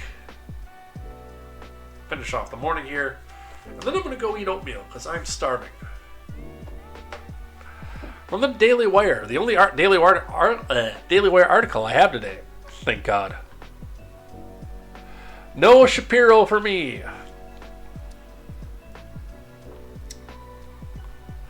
Alright, from the Daily Wire. Bill Maher puts Dem Senator on the spot over party's Iran groupthink.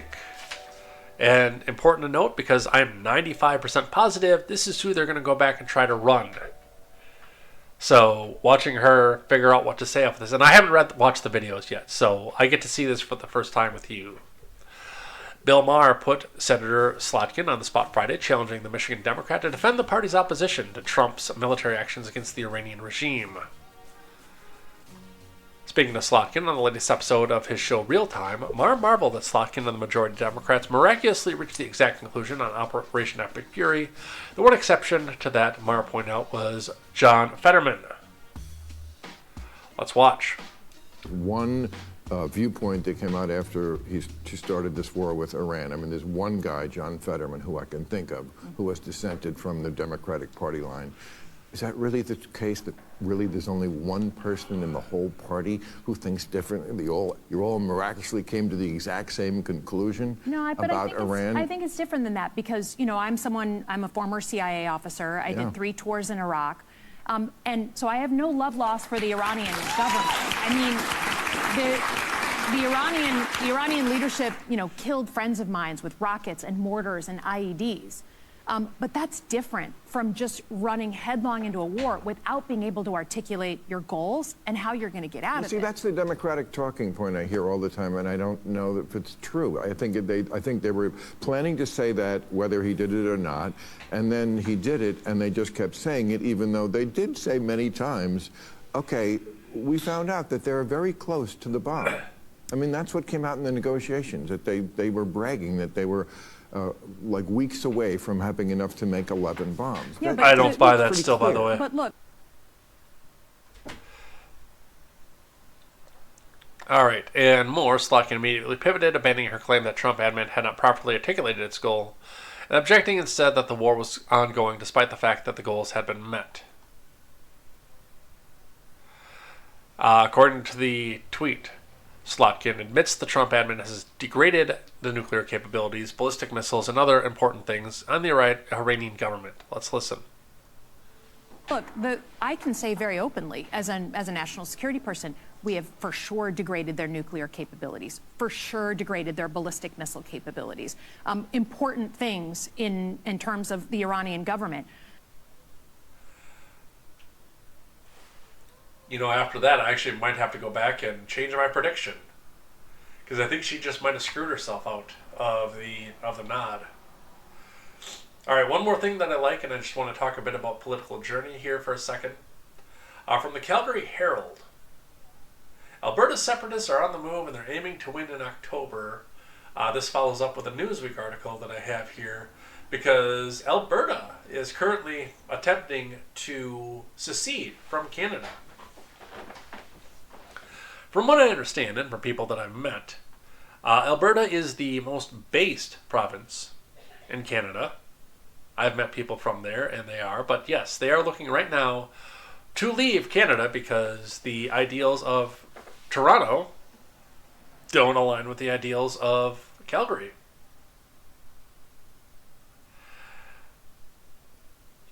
And it's come to such a point, and, you know, my friend that lived in Calgary at the time was one who told me often how much she was frustrated with the Trudeau government and what they do. Now, she has since moved to Australia, which from what I understand is worse.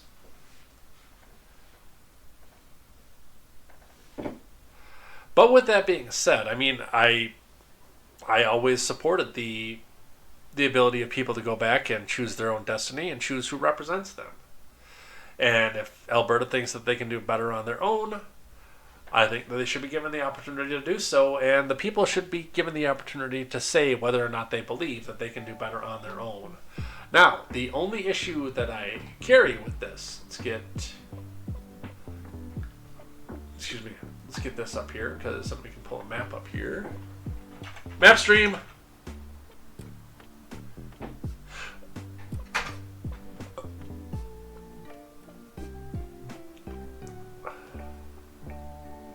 Bring this over here so you can see. The big issue that you run into when you talk about independence for Alberta is the fact that you don't really have the ability to get things out of Canada. I mean, you can run down if you're independent. I'm pretty positive that if Alberta was to secede from Canada, they would get picked up by the United States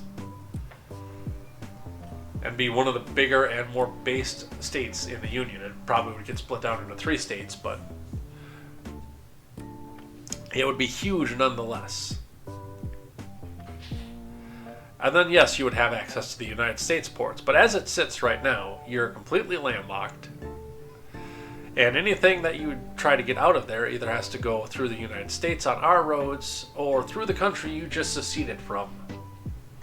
So That would be the big issue that I would have with that. Now, if you got British Columbia to get on board with you, then yes, I could see that actually working out quite well. But as it sits right now with Alberta, that'd be the biggest concern that I would have. I understand wanting to get away from Toronto, but there are certain things you have to consider as you go. And how upset people are going to be in the country that you just left. And as we go out of here, I just want to talk about Rob Yates. Talked about his political journey, coming from Low-Key Ray, who said, my political journey grew up Democrat, started to despise Democrats, became a Republican, started to despise Republicans, became Tea Party. That ended, I went silent. Trump came, I became MAGA, voted Trump 3 times, felt at home. Now I'm watching MAGA change, wondering the next steps. Rob Yates, my political journey, grew up hating authority, thought I was Republican. Got to high school and discovered punk rock, realized Republicans were a bunch of statist, freedom-hating, moralistic, tyrant hypocrites. I knew that before I got into punk rock, by the way. Could never be a Democrat, so was politically homeless. Got to college, heard Ron Paul speak, and met Dr. Walter Williams, went libertarian. Moved to China, saw how awful communism was. Got active as an anti-war, pro-freedom libertarian, and haven't looked back. Here is my political journey. Since these two gentlemen shared my political journey. Grew up in a union household, told that the only possible path to follow was Democrat. And that if I voted Republican, George W. Bush would send my dad's job overseas, instead of Joe Biden doing it eventually. Got out in the world, became relatively apathetic, and didn't really care. Remained anti-war, and that was one of the big things I took away from being a Democrat, was being anti-war. But was able to look at things fairly objectively, looking at things like the war in Iraq was going on at the time. I remember when they went in, I wrote an article from an objective point of view about the protests against the war in Iraq that were happening at the college I went to. Became somewhat active because my roommates were when I lived in Mass, and I'd spent 2 years seeing how progressivism just drove the cost of living sky high and through the roof, because Mass is one of the most expensive places to live in the country, followed by also extremely progressive California. I knew that wasn't working, saw the rise of Obama at the time, and saw a lot of my other friends start to get extremely political. At the time, would have supported Biden before I knew more about what he was, but knew that after reading Obama's primary agenda that I couldn't go follow the Democrat Party the way that they were going. Thought I was Republican. Supported Romney and McCain. Lukewarmly, of course, but still being in the anti-war camp. Did support Carly Fiorina at the beginning of the Republican primaries, and then I can't think of the guy's name, Dr. Carson, after Fiorina dropped out. Wasn't really on the Trump train, but when he got the nomination, I said, okay, let's give this a try, because he's not a politician. He's done everything but politics right now. 2018 came around, and I saw this is the last omnibus speech, and then 3 more omnibuses get signed and said, nope, we're not doing this. Listened to Jo Jorgensen talk, realized I didn't want to be anywhere near those people because she was a moron, and so were most of the people that followed her without questioning her. And yes, I just took a stance of anti-government for the most part.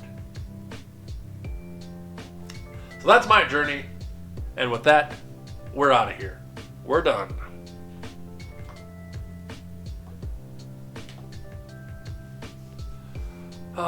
It was an interesting day. It went a little bit longer than I wanted to, but we also got almost everything finished, so I was kind of excited for that.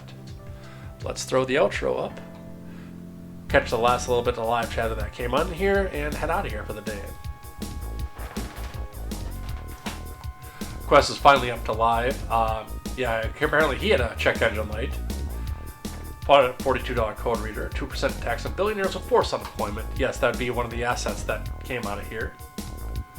Finally got up to live. Landlocked and non-contiguous countries have become more common in the past few decades, Yes, I do know that, but I also know that they have a harder go of things. But it's not impossible. So, I want to see how this goes for Alberta. Because I've always been about the rights of the individual as a cornerstone of everything else. Once I realized that despite the rhetoric about the civil rights era, feds are not constrainers of liberty. Once I realized that, I moved right until about 17 when I thought about the federal government did more good than harm in protecting individuals from local government. And he thanked me for the news. And thank you, by the way, dear viewer, for coming by and hanging out with me here this morning. This will be going private and will be posted back up as a video probably later on today. We will see what happens with that. But I do have a lot of driving to do, and it's icy as crap out there, so that may change things as well. Otherwise, we'll be back here next week for more news, more headlines, more contemporary. I am planning a solo video. I want to talk a little bit more about the Orange Man and how his position is shifted and how that's shifted me. That will be coming up in time to be determined because I do still have family obligations to go through. Anyway, take care, everybody. I love the fact that you came by and spent your morning with me or your afternoon or whenever you're hearing the live. Not the live. The replay of this. We will see you here next time for more news, more headlines, and more contemporary. And until then, I am Jay Edgar, and this is Contemporary. Take care.